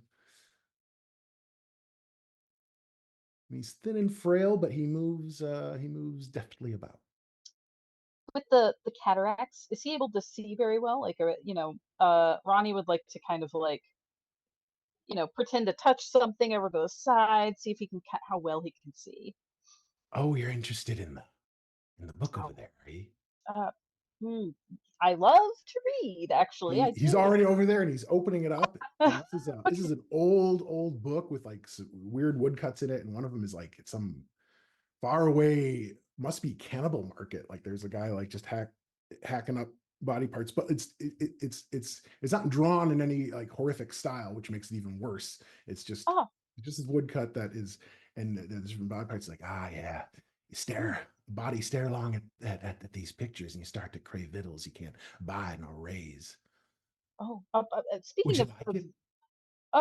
well, I was curious of when you to vittles, this art. It's really got me thinking. Do you ever get any like preserved body parts or anything like that? Just I'm a scientist, you see. Uh, Young, I know, but you're, brilliant. you're, you're talking about the pickled punks, and he points. There's like a whole row of these things, just like various things. Some of them fetal, some of them not. Some of them less describable in cloudy liquid jars Ah, from the old yeah. carnival folk. Oh, um, how old? Uh, that one goes back a better part of a century. Ah, okay. Well, how about you come over here and show me these more closely, and maybe if you have any history, I would love to hear it. And she kind of like makes eyes at the others, like go look around. Mhm. We're Yeah, not yeah, occupy him. yeah. The rest of you can look around, and yeah. Um, there's the props department went nuts in this scene. There's a Maltese Falcon replica. There is a Cthulhu idol. There's various like grimoires um, and then lots of less discernible junk. But yeah, The, I the art wonder. of the deal. Ugh. Horrors from the future. Uh, but yeah, you guys, that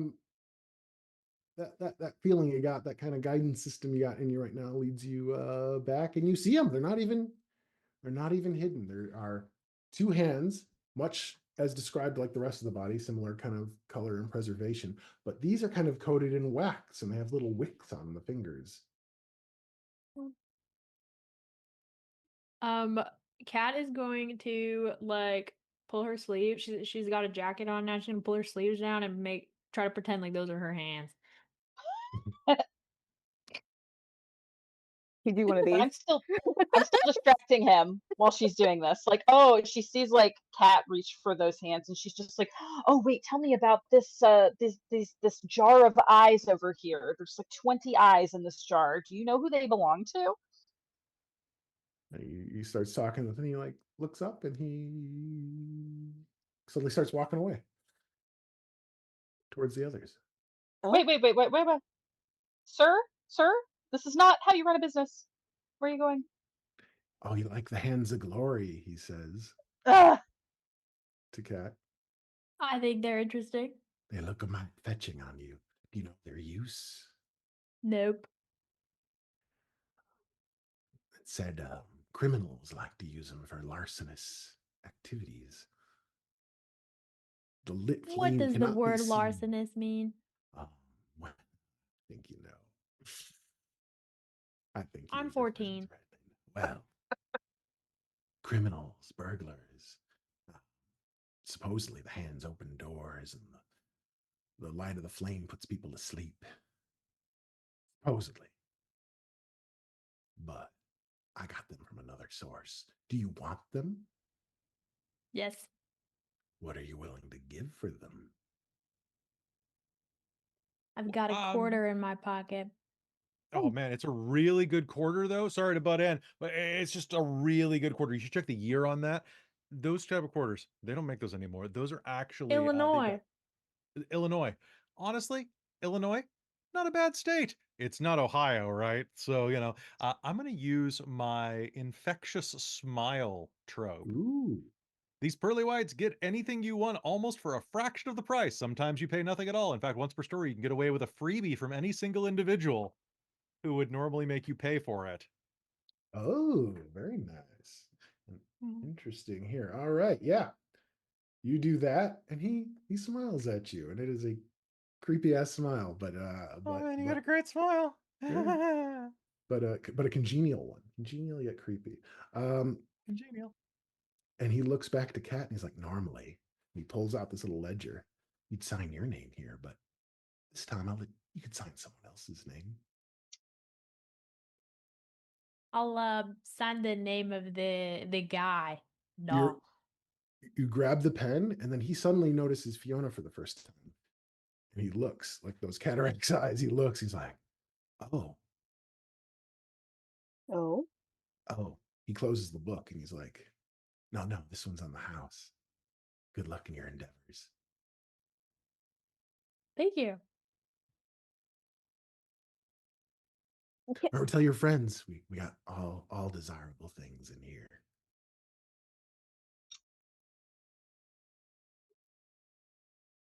It stopped raining. He says he hasn't looked out a window, but you do, and it stopped raining. Have a good day. Oh no, not have a good day. Wait, I'm sorry. So what did we give you in exchange for the hands? Nothing. You've already given it. Oh, is it because she doesn't have a soul anymore? What the hell? Did she already give that to Satan? Because I've been wondering. I've been theorizing about that for quite a while, and I feel like you're confirming this for me. He just winks at you enigmatically and then walks out the room. I knew it. Perhaps he's a shop owner. Perhaps he's a cultist. Perhaps he's the devil himself with an exclamation mark, which is a ongoing reoccurring villain in a lot of the They Came From products. If he's that. But yeah, it stopped raining. You guys have the arms. What a beautiful day. Do these look like my real hands? You're so optimistic. It's actually really lovely. All of what's happening here. And we cut back to to the head. and we cut back to the attic. You've lifted the tarp away, and now you've got the legs sitting there, the torso sitting there, the arms sitting there, and the coffin-shaped violin case. This is really coming together. Mm-hmm. Surprisingly. Do you think, Ronnie, if we had to stitch it together, you could probably do it? I don't think we got it. The hands are wet. You ask that question, and the rest of you kind of look around, and there is a series of taxidermied animals. The first one is very messy, but the technique gets tighter and tighter with each one as the panning shot just tells the story of Ronnie's taxidermy practicing for that one day. Yes, but even with my immense skill, I can't sew wax. Like what? I'm sorry. The hands aren't made of wax. They're coated in it. They're coated in it. Yeah. It's a little tough. Well, you find you could scrape it off if you want. It seems like this was added after the fact to make a false artifact out of a real artifact. Okay, well, yeah, baby, I'll do it. I've been training for this my whole life. It's fine. Is that that's a quip? Is that no, but it could be if you want it to no, be. You guys do these so well that I think they're quips. Yeah, you can let's see. Let's say a medicine plus either actually I'll go intellect, cunning, or resolve. Or no, you know what? Let's do resolve because it's kind of a painstaking process, and you just got to focus on it.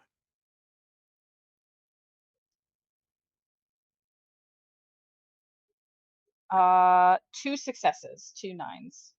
Excellent. We have a slight montage scene of just the a lot of close-ups of needles going into this strangely colored flesh.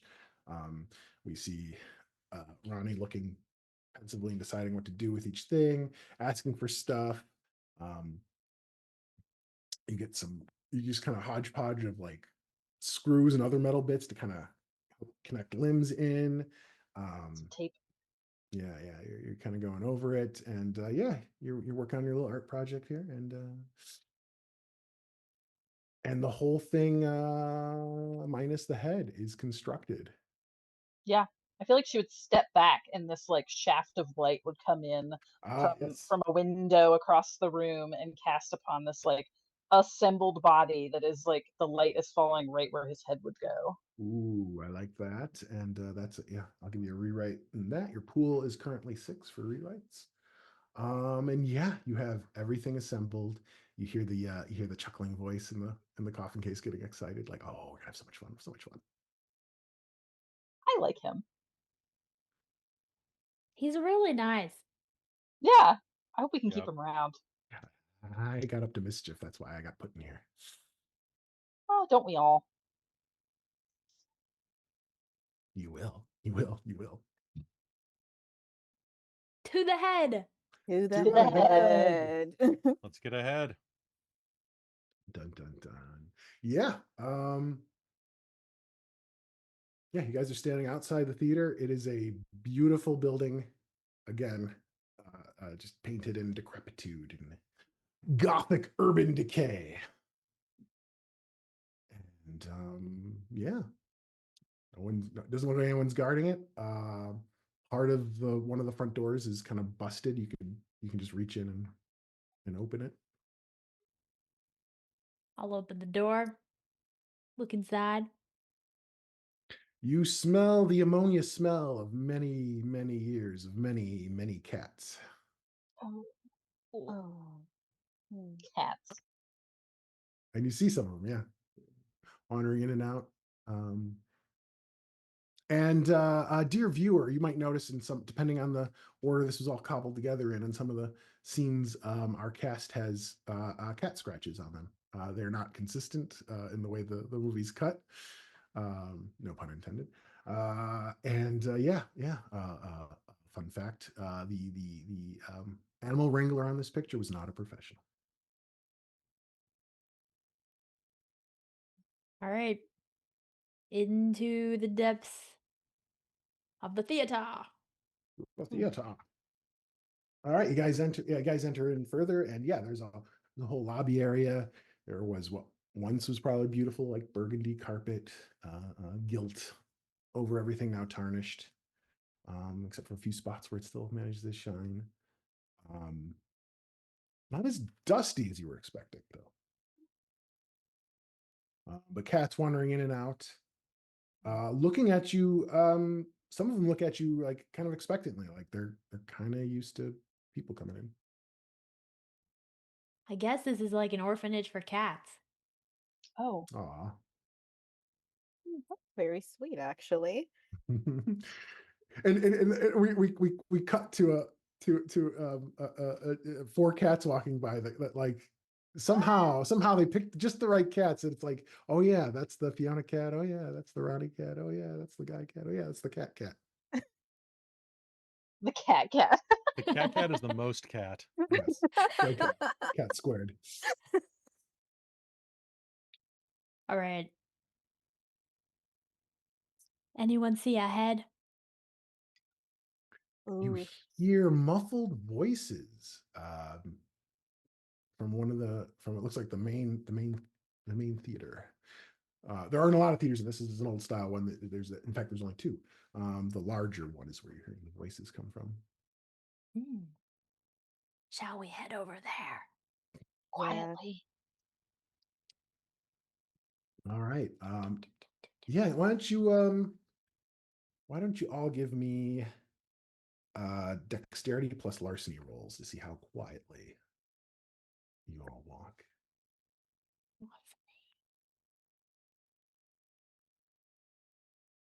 3, for Guy. Uh, 2 for Cat. 3. 3.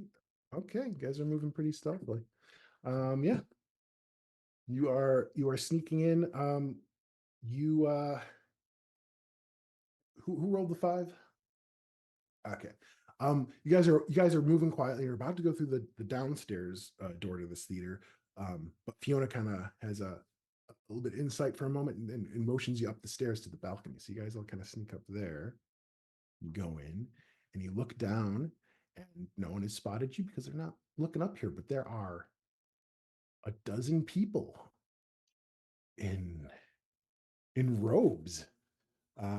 It is a weird. At first, you think it's something being performed here, but they're not all on the stage, and they are just kind of chanting something that you can't quite make out. It's just kind of it's just mumbo jumbo kind of phrases.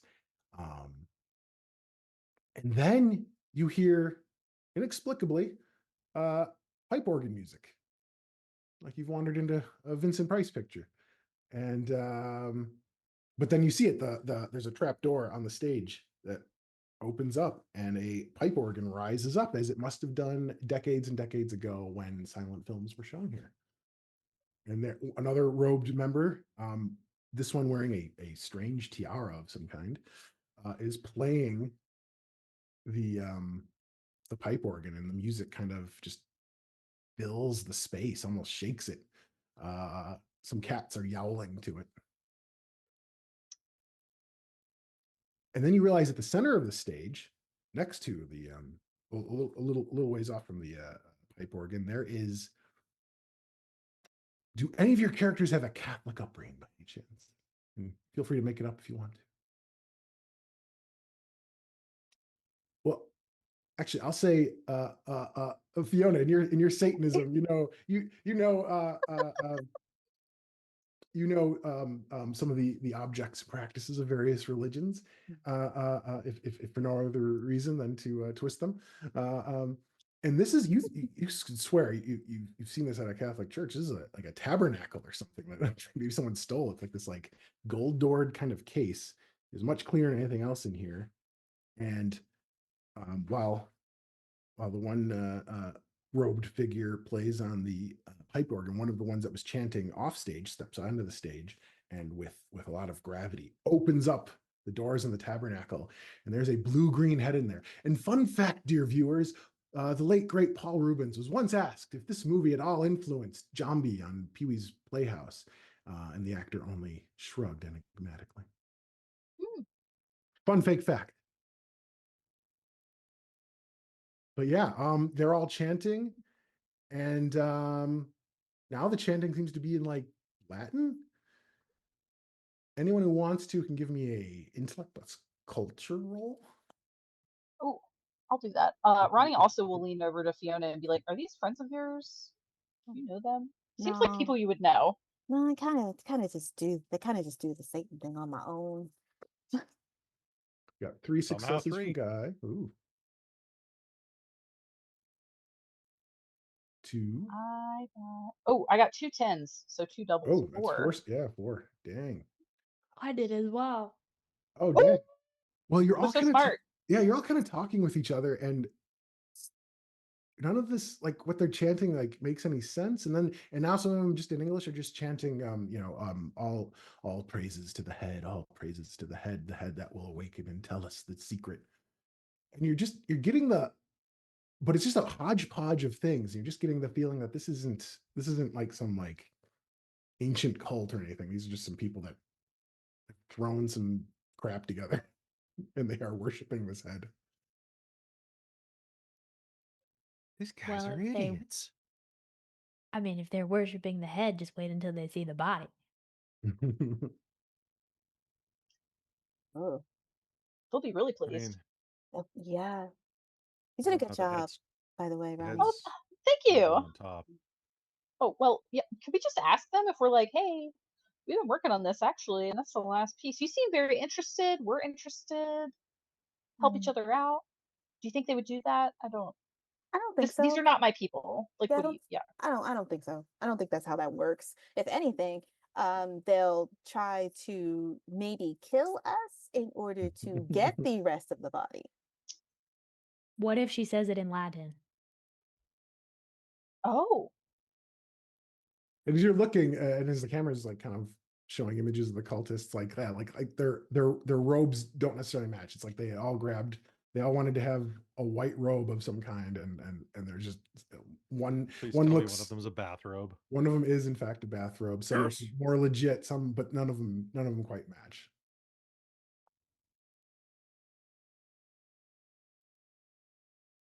maybe they're not as legit. Maybe they're not, as committed as we are. Maybe we could trick them. I don't know. The Yeah, one leading the prayer and the one who opened the tabernacle is holding up a knife of some kind as he's gesturing. Oh, well, well, it's a good thing I brought this. Oh, So can I use my trope, good thing I brought him, and pull Mhm. out an ornate cult robe? Yep, I'll allow it. Cool. Cool. I was gonna give it to Fiona for her Things birthday, but things just go weirdly God's way. and don't worry, I got this. And he's gonna put it on. are you sure? Nope. You look just like them. Yeah, except mine's red, No which means offense. I'm no, it's okay. That's kind of the joke. Just okay. Oh God, I wasn't even supposed to be here. Um Oh, that I know is a quip. ah, yeah, it was. And then I guess he'll stand up and say, "My people, lo, I, your prophet, have come and returned the body to raise the head higher." Can Fiona just kind of like be near him and like kind of say things in Latin and be like, say this, um, carpe, Latin, not carpe diem, not carpe diem, carpe diem, carpe no, diem. carpe diem. Carpe noctem. Sure, Ooh. that actually kind of sounds cool. Yeah, Carpe cranium. seize the Carp, night. Yeah. carpe cranium. Oh, Ed hey Yeah. umero uno a. All right, Yeah. let's let's do a manipulation plus either persuasion or culture. They are nope, it's gonna be persuasion. Okay, God, don't fail me now, please. Um,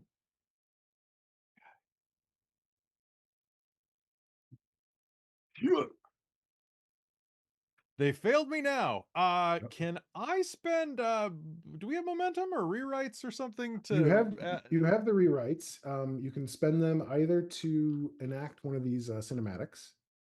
Um, can I do you guys mind if I spend 3 rewrites for scene missing where we just are walking off with the head? please. That's incredible. Yes. I can't My believe that worked. Yeah. all right, dear viewer, you are sitting in that ancient your theater you're sitting in is kind of old too, but in a more gross way. Dear viewer, you're sitting in your seat, and all of a sudden you see the film stop, and then that telltale sign of it melting, that kind of like growing like bubble and separation, and just the hot light, and you hear something that might be a curse from up in the projection booth, and you're waiting for it to get fixed.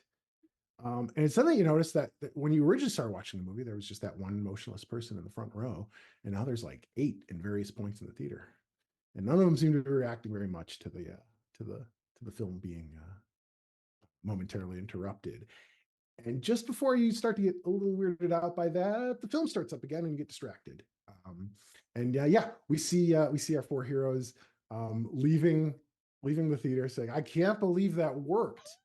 Those guys were surprisingly nice. Yeah. Very reasonable.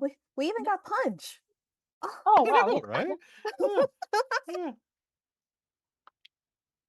and it worked. You have all the parts. And as you're walking triumphantly back, who's holding the head, and is it in anything, or are you just kind of holding it? I'm gonna wrap it in with a robe, I think. Okay, that makes sense. Yeah.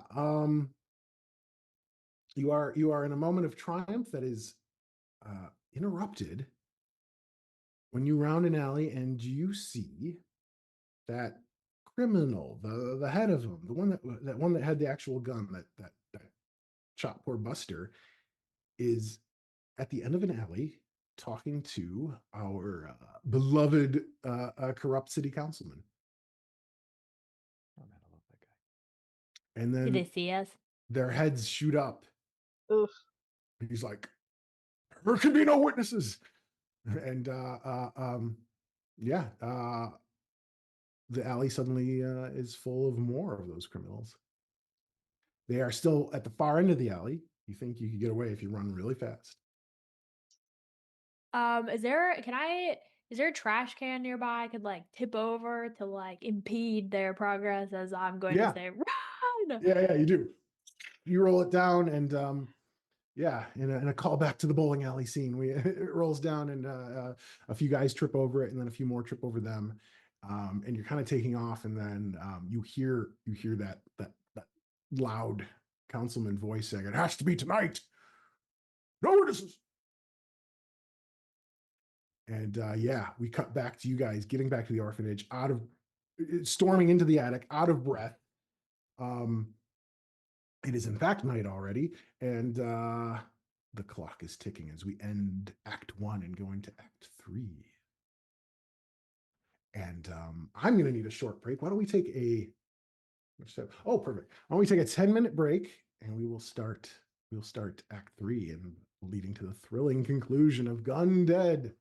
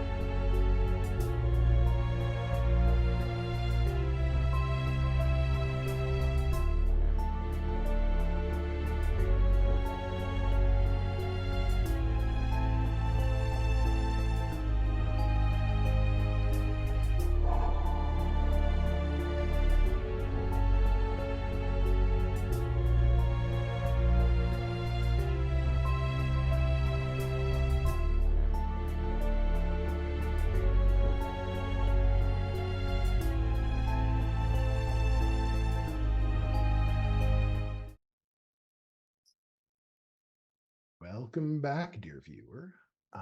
When we left off, our plucky group of eccentric orphans had just finished collecting all the body parts to their patchwork hitman, and fortunately, they spotted and were spotted by our villainous councilman talking to the leader of the criminals and saying there could be no witnesses and that it needs to be done tonight. And you guys have all gotten back to the attic of the orphanage. And it's after sunset, and you've got all the body parts, but you feel the pressing of time upon you as all hell you feel is about to break loose. Connect the head. Yeah, Ronnie will just like start stitching, All get to right, stitch and place that head on the light that probably is still there. let's get another medicine plus either resolve or composure as you steady your hands after all the adrenaline. Yeah, either would work. So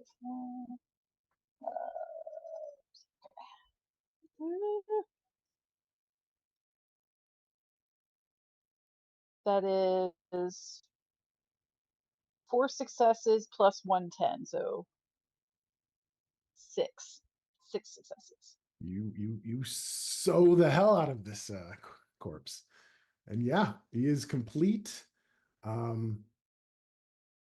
Oh, also in that coffin case was a was a suit, and in that tabernacle was the hat. So Johnny is now clothed and hatted, a blue green corpse uh, in a purple hat and suit with his really weird Tommy gun. And yeah, he's done. Um, the the the the violin case, the coffin shaped violin case is like shaking in anticipation. He's like, yes, yes, yes. Let's go play, Johnny. And you feel like, yeah, you need to do some kind of ritual, you think, to wake him up.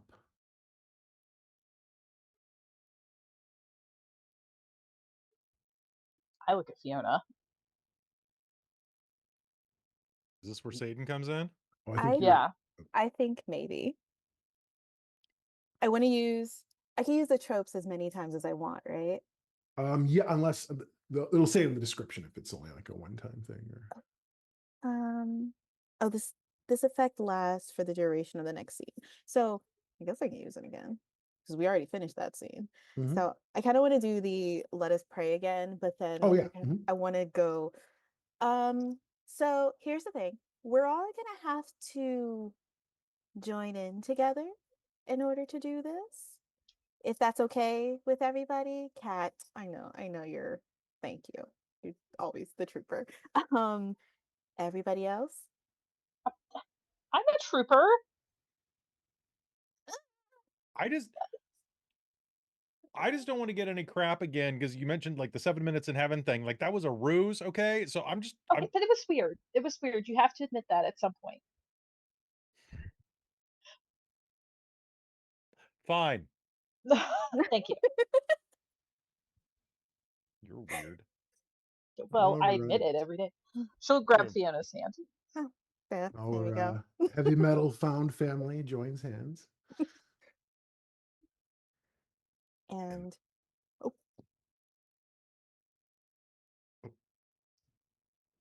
I was just gonna do another prayer to Satan.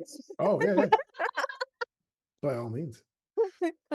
um, dear, awesome, cool, wonderful, spectacular, brilliant, super hot, hunky, Satan.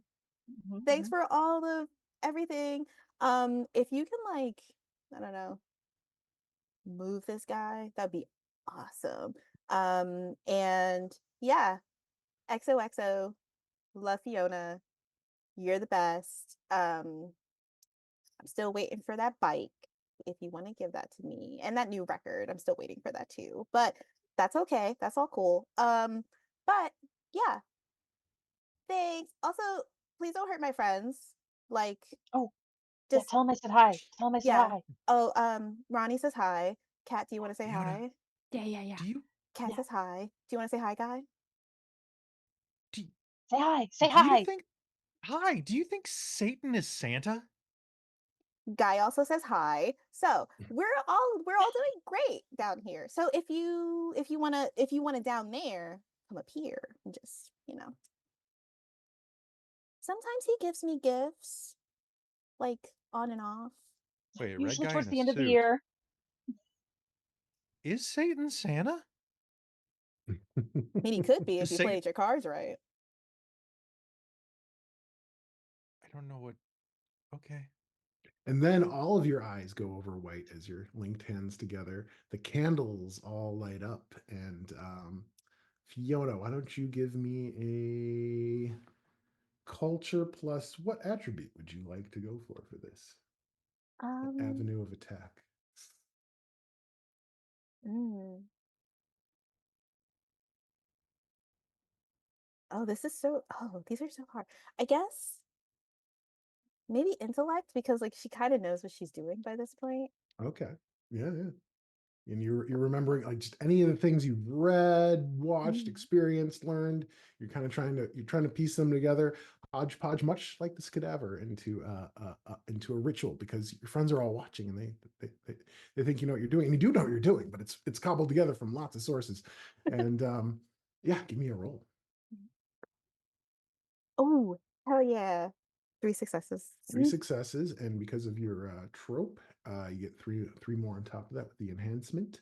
So you have 6 successes, and your eyes all kind of come back, and you see Fiona smiling, and then probably one of you screams because just get startled as this corpse flops like a dead fish suddenly up, starts moving around really Oh. fast, bouncing off of walls with its sewn eyes and sewn mouth, and it is just flopping around, and it's like clawing at its face till the strings are torn and its eyes open up and they're just pure white, and it's standing there, and that is when you hear uh, uh, the arrival of many motorcycles, and you hear um, Charlie yelling, "Kids, to the basement now!" And you hear lots of steps going into the basement, and you hear the front doors kicked open. Guess go get him, partner. With with the voodoo doll, can like Fiona like try to like move it in some kind of way to kind of like connect with him? Yeah, it seems to connect. It doesn't seem to connect in that way. Okay. Oh, can Ronnie pick up the gun and hand Mm. it to him? Mm. Yes, yes, you do. He's like, yeah, put me in his hand. I am kind of the one at the driver's seat. He's not all Okay. I was Can, guessing. I was guessing. You seem very smart. there. can you just make sure he doesn't shoot us? Is that a thing? And just as you say that, you hear gunshots from outside, Ah! and glass starts to break up here through the windows and stuff. And you all look, and you're okay. Oh, but there is a growing stain in the shirt of Cat as falls to her Oh, knees. crap. Can I do I have just the thing. I have just the thing. Yes. And I can heal, well, it's just minor wounds. I don't know if this is Okay. minor No, or not, no. but I saw Yeah. blood and Well. was like, Yeah. Yeah. Yeah. What are It's you minor pulling until out? we check. yeah, it can once per scene I can use this on another character to improve their injury level by 1. So she just like would run over and be like, oh no, oh my gosh, I have just a thing for this. And she'll pull out just like some gauze, some things from inside All of right. her Yeah. Yeah. trench coat, just pull things You out. you you stop the bleeding, and you pull Cat back kind of into the group, and you hear the voice of the gun say, "Yeah, join hands again. Join hands again. This is gonna be good. This is the fun part. You ready for the fun part?" And We you gotta do. protect our home. Yeah. Yep. Yep. You good? Cat reaches up with This bloodied is just a hands. flesh wound. She's okay. I've stabilized the situation. We're good. You guys join hands, and the scene kind of dissolves. And when you all look, you're just kind of in this misty, it's very bare bones set that was used. It's just all black with mist coming in, but there is a merry-go-round, a seesaw, swing set. It's like this. It's like a weird little playground in the middle of the void, and you're all standing there, and there is a hat in the middle of the merry-go-round that you're all sitting on, and while you're seeing this, you're also in the mist seeing what's going on outside from Johnny Graves' perspective. Can I put on the hat? Yes, Cat, you reach, and in this little reality you find yourself in, you're not shot or anything. You don't notice that, and you put on the hat, and you turn blue-green with the white eyes, but you're smiling, and boom, you have control, and we enter the action scene. Dun dun dun dun. Take 'em out. Here's Johnny. Yeah. You are in Johnny's corpse, and you are directing it, and the engine that seems to be running it seems to be the mischievous spirit in the Tommy gun. He says, "Come on, Johnny, let's get to work. You got to pay off that debt forever and a day. If you get through tonight, just have forever left. Let's go, go, go, go." And you feel the urging of this spirit, and and you find you move surprisingly fast. I'm gonna like burst down from the attic like a bat coming down into the midst of all of the gang members, the criminals who are Sweet. invading our home. Sweet. So so we're entering a weird little Voltron section of the game where all of you are controlling the same body and you're taking turns. And one at a time, you'll wear the hat on each of your turns to do something with Johnny. Nice. So we'll start with Kat. You've got some of those special rules I've got on the sheet. Yes. Don't sweat all the specific rules. You can just tell me kind of generally what you want to do. But yeah, you find you are moving fast. You are a corpse unhurt by bullets. You seem to have various other abilities too. Okay. I'm gonna Gun. come down from the attic. What do I see? What's the sitch? The camera now leaves your point of view, and dear viewers, you're kind of seeing the carnage going on inside downstairs. Outside as well, there are criminals out there wreaking havoc, but there's a few that have come into the house. There are some that are banging on the door to the basement. One of them says, "Don't worry, they can be down there." And now they're the ones with the Molotov cocktails, and they're getting ready to hurl them. Ah, all right. I want to unleash this Tommy gun upon them before they can throw their Molotov cocktails. All right. Yeah. You can just give me a straight up. Let's see.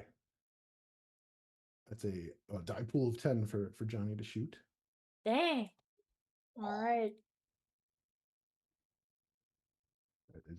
His aim plus his dexterity. Okay. 2 10s, 9, 8, and 8. So that is 3 plus 4 successes. Okay, 7 successes. They were not ready for this, so the target was 1 success, which means you have 6 successes over that. We won't go into all the rules of stunts. Dear viewer and players out there, there's all kinds of stunts you can buy with many successes, both in combat and out of combat.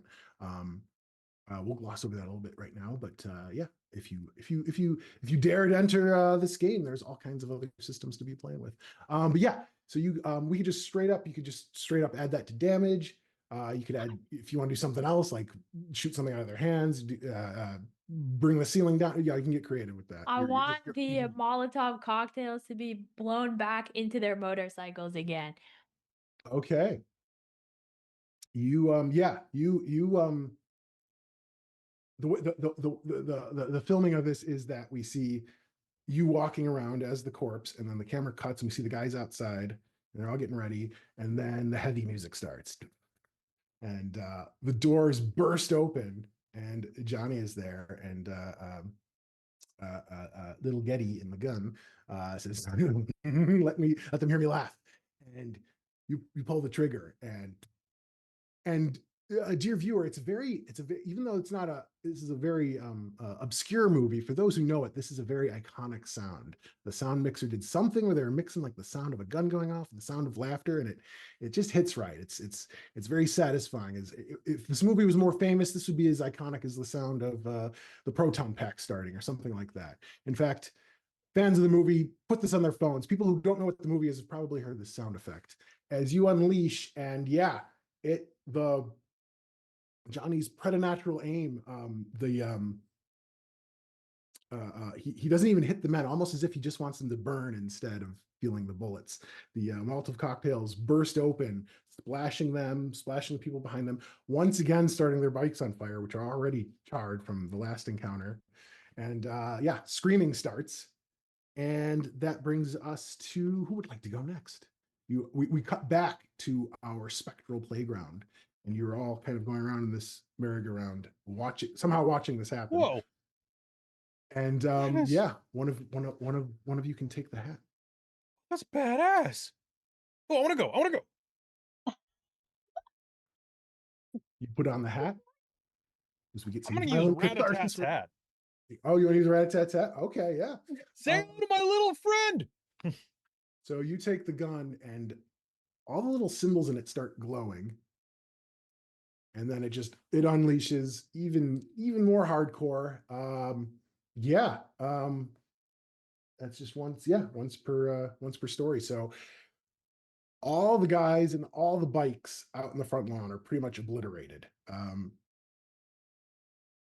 It's a weird scene of triumphant kids like in Goonies with guys deserving enemies getting blown to bits. Blood everywhere. Men mowed down, motorcycles exploding inexplicably, and just taking out a whole swath of what was in the front. There are still the people that are in the house, but you've effectively gotten rid of everyone on the front lawn. Oh, you've got to try this. And the gun smoke forms into a cackling skull. Briefly. Oh, well, I guess Ronnie will take it and put it on. Okay, yeah, you put it on, and you're kind of sensing through Johnny, but you're also sensing through your own ears, and you hear there's someone banging on the door to the attic, and there's someone banging on the door to the basement, and there's a few more people in the house as well. I think probably be better to make sure we don't get injured if we're in the attic. So probably if I could use right behind you, which Johnny can conveniently disappear and pop up remarkably conveniently right behind a person who's after them. So he would just like we get the fun normally it would be like the slasher character. We get that employed by the hero. Yeah, the guy banging on the door, we get a shot of him, and we hear like footsteps, and we hear a familiar cackling. He turns, and there's like a brush of purple movement behind him. And he turns around, and Johnny is just standing between him and the door somehow. Yeah, just clocks him in the head with the gun to throw him to the side and then probably just shoot him since he's like right there. All right, yeah. Give me a let's do a might plus close combat first. Okay.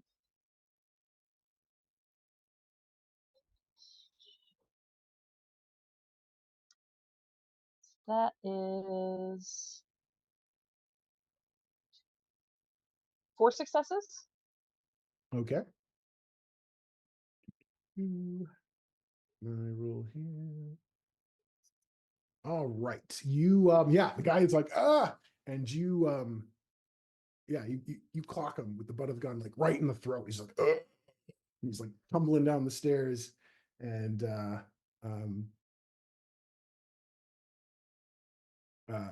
heads towards the banister and falls down that, and you don't even think you need to shoot. You hear up below, and the stops. Nice and easy. She'll take the hat off and pass it to Fiona. Fiona puts it on. You still hear banging downstairs to the door to the basement. he should probably get. And who's down in the basement again?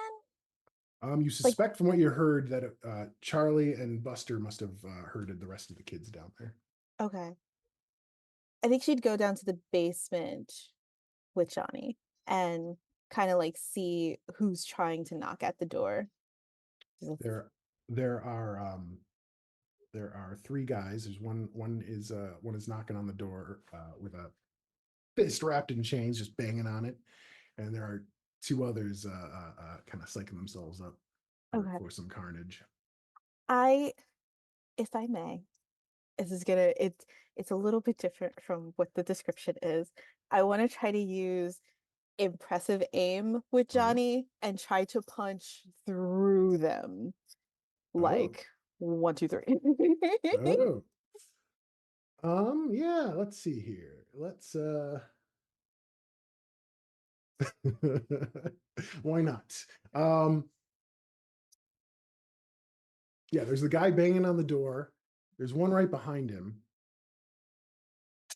You go down there to do that. You don't quite get three, but with the ability, it'll still be automatic. One of them turns, and a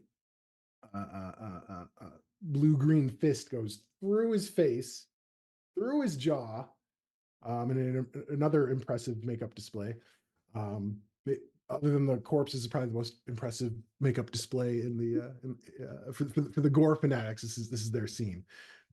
Through him and through the other guy's head.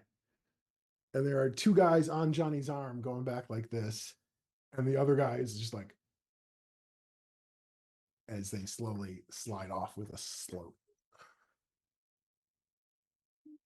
I feel like Johnny, like with Fiona, Johnny would just be like, like, do you want to leave now? And that is when the remainder of them start to act. Johnny gets. Let me just roll. We'll say that.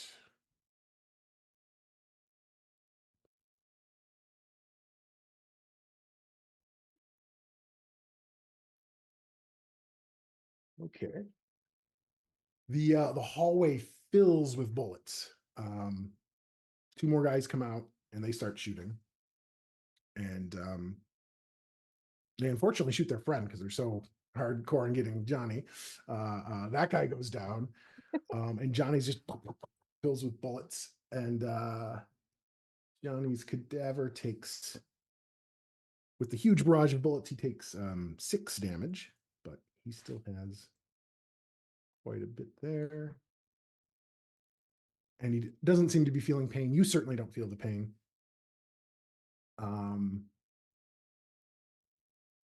But then our leader of the criminals comes out, and he's got a shotgun. And with the ruckus, he gets close to Johnny and does a point blank shot. Can Johnny use robust corpse? Yes, Johnny can. Let's see here.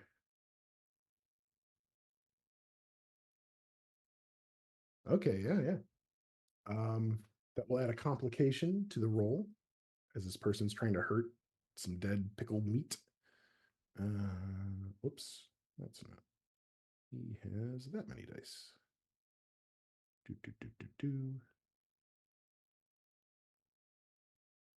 He does not buy off the complication. He succeeds in shooting Johnny, and Johnny takes 3 more health levels. But like he's pushing the gun against Johnny, and we see the back of Johnny. We see a shot from the back of Johnny's. The back's kind of blown out a bit, but the gun gets stuck in there, and the guy is like trying to get it out, and he can't. And Johnny's just looking down at him. Fiona would just be like, Johnny has a hole in him. Does anybody else want the hat? Johnny has a gun in him. You broke him? But yeah, we can go back to the rest of you. Give it back to. I Who go back would to like the rotation. hat? Give it back to Cat. I'll take it. I put on the hat. What would you like to do? There are 3 gentlemen down the hall. let's see, the other guy that was standing here, Yay. Johnny was gunned down, but the leader is standing right next to him, but his gun is elbow deep into the walking corpse. Yeah, I want to use for the dead travel fast for Johnny to just like 1 second he's standing there and then the next second he's just standing behind one of the people at the end of the hall and All right. with the gun if I may shoot it through my hole into this guy. That is so cool. I have to allow it. Getty Boom Boom gets a little jealous of Johnny cheating on him, but allows it. And yeah, dear viewer, no slick CGI effects, which don't exist now for this superhuman speed. What we get is just the classic cameras here, pans really fast, and suddenly Johnny's there. Simple but effective, as Johnny is suddenly standing to the side of those guys, reaches back, kind of leans back, and it basically just looks like his belly is shooting shotgun shells into the three men. Yeah, give And me with a this like sort of like rasping pickled voice is going to say, if you want to get them, you'll have to go through me. yeah, you say And it, and it sounds, the mouth moves and it still sounds shut. And it's like it is like this, but it's like your voice coming playing through some beef jerky. you're like, is that a If such a 14-year-old thing is girl? possible. Yeah. Yeah, it almost spooks him more than like, like a Clint Eastwood voice talking to him or something. It's like it's worse. It's somehow worse. And you shoot. They are completely surprised. Give me a dexterity plus aim. No penalty on the awkward position, just for cool factor. Yay. All right. That is 2, 3, 4, 4. Excellent. The damage code on that is like I'm gonna say it's a 3. So yeah, 7. Yeah, all these guys go down. One of them dead, two of them just kind of injured and like crawling around, like ah. And that ends your turn. Guy? How many more are left? They're in view, just the leader, really. He's Oh. standing down the hall looking surprised because his gun and his victim have me? both left him. Oh shucks. Have we used all of his cool tricks? Did we use right behind him? We did, right? Mhm. Wait, did we use right? Yep. We used right Then behind we him. used the dead travel fast. Used and then we impressive used right. aim. I think inhuman endurance is the only one we haven't used. Oh, that's a really good one. Yeah, I'm just gonna let's chase him. All right, yeah. So we see the leader of the criminals he's like looking around. He sees all his dead buddies out the front doors. He sees the flaming wreckage of more of his buddies and the motorcycles. And the police who are in the distance having watched this, but now things have gone too far and they've got to respond. And then he looks up and he just sees Johnny staring. As I disable my headset, we see he just sees Johnny staring at him with the big hole in his chest and a Tommy gun in his hand, and his eyes widen. We just cut to the streets, and it's of course raining, and he's running through, and no matter where he runs, Johnny just keeps appearing at the end of alleyways, in doorways. He's like, what the fuck are you? Ah! And he's just losing his mind until he's just tears and snot like crawling through the wet pavement, and his hand reaches for a shoe and a purple clad leg, and he looks up and he sees the sky through the a hole in Johnny's belly, and then he sees Johnny's face staring down at him. And what do you do? Does somebody else want to finish him off? I think Ronnie should do the honor. She Oh, sewed them together. Yeah, that's really That's true. true. he's That like my child in a lot of ways. that home ec class really paid off. Yeah. Mhm. And the I think taxidermy, and she'll put the hat on. You put the hat on. that was a weird elective summer. Yeah. And you see this guy like he's just a mess looking up at you. And in this moment, he personifies all those forces that have been arrayed against you and yours. Can I just stomp his skull in? Yes, you can. Oh, I would love And to you do just that. give me a close combat plus might roll for Johnny, of course. Which should be 8 dice. That is, oh my gosh, I rolled 4 10s. So that's enough, right? Yeah. Yeah, we get a really cool upward shot of Johnny Moon up in the sky as the clouds are like clearing from some of the rain, and just a foot coming up, and then whoom, and we don't see the actual impact. Perhaps I didn't have the effects for that, but when the camera comes back and looks down, there's no actual blood like right where the head is. It's more like a ring a few feet away going around the whole head, where you just popped it. Perfect. Nice. And yeah, and you all spend a kind of a serene moment looking at you and your friends, your found family that you've defended in this little spectral playground. And then it melts away to the more immediate attic, which is now bathed in the flashing reds and blues of the cavalry. And the scene fades. And we come up on daytime. The orphanage is looking the worse for wear, but it's a bright, sunny day. There is a press conference going on in front of the orphanage. The city councilman is standing there giving a speech. And he's like, "We're thankful no one was hurt in this senseless act of violence."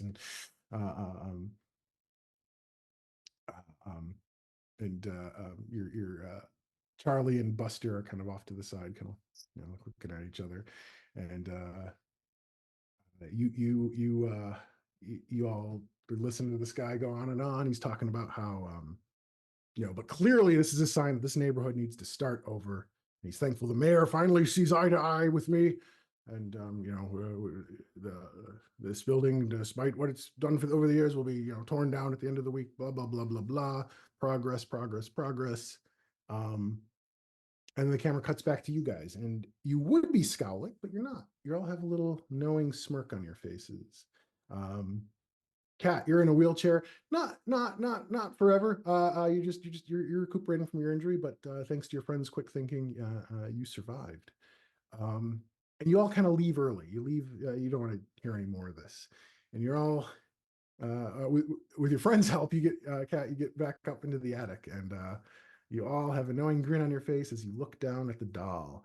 And we cut, and the camera pans over to that little coffin-shaped violin case as we hear a very familiar chuckling, and things fade down, and we get another fun blast of metal music as we get the credits. And during the credits, we see a series of tie-dye tapestries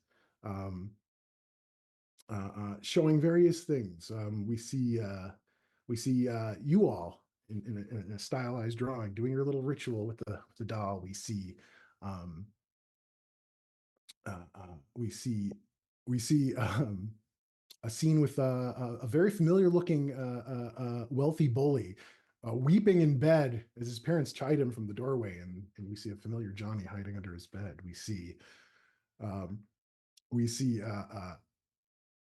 police officers down on their knees, kind of weeping, looking up at Johnny, who's just full of bullet holes with streaming light coming from the street light. We see more of those criminals. We see all these things happening, and we see some more. We see some tapestries featuring each of you. What do we see with Ronnie? What's the scene in the future for Ronnie? You see her, it's just this weird obscure picture, or kind of obscured picture of her digging up the corpse of a dog. And Johnny is probably helping, like he's being controlled and helping her dig him up. and she's just like kind of preparing to sew him together and kind of use what she learned. And Fiona is probably going to help her Sweet. contact Satan and all that stuff. I love it. And yeah, yeah. And then the next sheet over, we see a triumphant Ronnie cackling as lightning is in the background, and we see a beloved corpse dog rising with the smiling lilt and a tongue. What do we? Then we see a flash of another tapestry. What do we see for Fiona? I think for Fiona, you would see her kind of introducing Johnny like with her headphones to like new music and being like, so this one's Black Sabbath, this one's Led Zeppelin, this one's Betty Davis. You need to know Betty Davis, icon. And then yeah, kind of helping out push Cat in the wheelchair every so often, and doing Satan stuff. Just Cool. probably has like some more pentagrams all over her as well. It's like, I'm almost there, kid. I'm almost there. And then we see another flash of tapestry. What do we see for Kat? Yeah, despite being wheelchair bound at the moment, she is using Johnny as her punching bag now, since he has an infinite amount of stamina to take these punches and is still It's working true. out.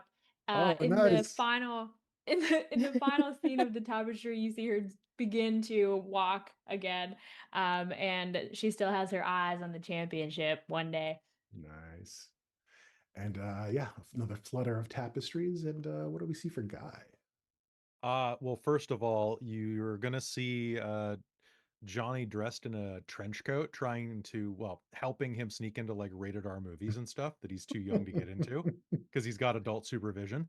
Yeah. And then like chasing various like bullies around, and then teaching him the joys of gambling, I think, is Ooh, another good one that's going to flash across. And then nice. get and then a shot of Guy being really frustrated because Johnny's won it all. And it's like, yeah. Yeah, we see flashes of other. It gets weirder and weirder. Like there's Johnny fighting some vampires. There's this and that. It's like, are these sequels? Did these sequels ever happen? Dear viewer, you wonder as you're watching, like, how do you find them? Um, and yeah, the credits end, and the lights don't quite come up in the theater, dear viewer. It's just kind of dim. You're waiting, and it doesn't, and you're looking around, and where there were just one and then a few others sitting in the theater, there are many. You don't remember them coming in. They're completely motionless. All turn towards you at the same time. And you close your eyes in anticipation. And that's where we're going to end our little game.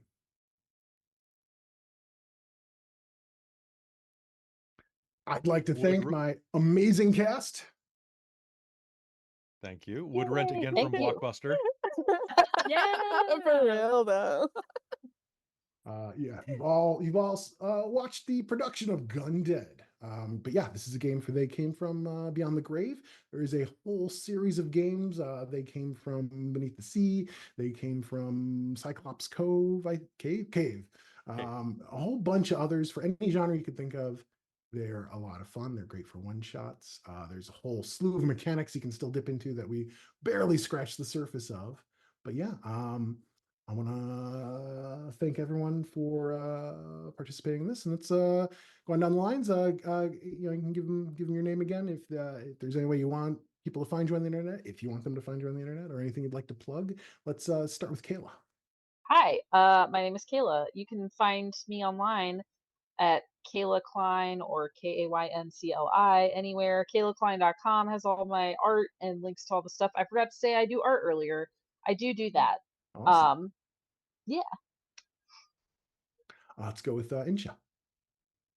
Hi, I've been Insha, and I will stay Insha tomorrow and the day after that, and hopefully forever. You can find me on the internet at inshafitzpatrick.com. You can find me on, I guess, Blue Sky at Night of the Fits. On Instagram at Instagram with 2 eyes. And yeah, bye. And Brooke. Hello, I'm Brooke. It has been my pleasure today to join you all. You can find me at BeholdBrook on all the places, but more frequently at Roll20 app because I post there more than my own personal accounts. And I'll see you there. Awesome. And Kelly. Hey, you can find me over at Dorktales, wherever you get your actual plays, YouTube, Twitch, or podcast. We got a lot of stuff up there. Thanks for having me. Excellent. And I'm Joshua Allen Deetsch. I've been your devoted director. And yeah, you can find my below me, Deetsch, not as it's spelled, or spelled not as it's said, at Joshua Deetsch. You can find me, well, formerly at Twitter, now at the place where the sky is blue, and on Discord and perhaps other places. That'll usually be the name I use. But yeah. I and the cast and everyone at Onyx Path would like to thank you all for watching, saying good night out there, whatever you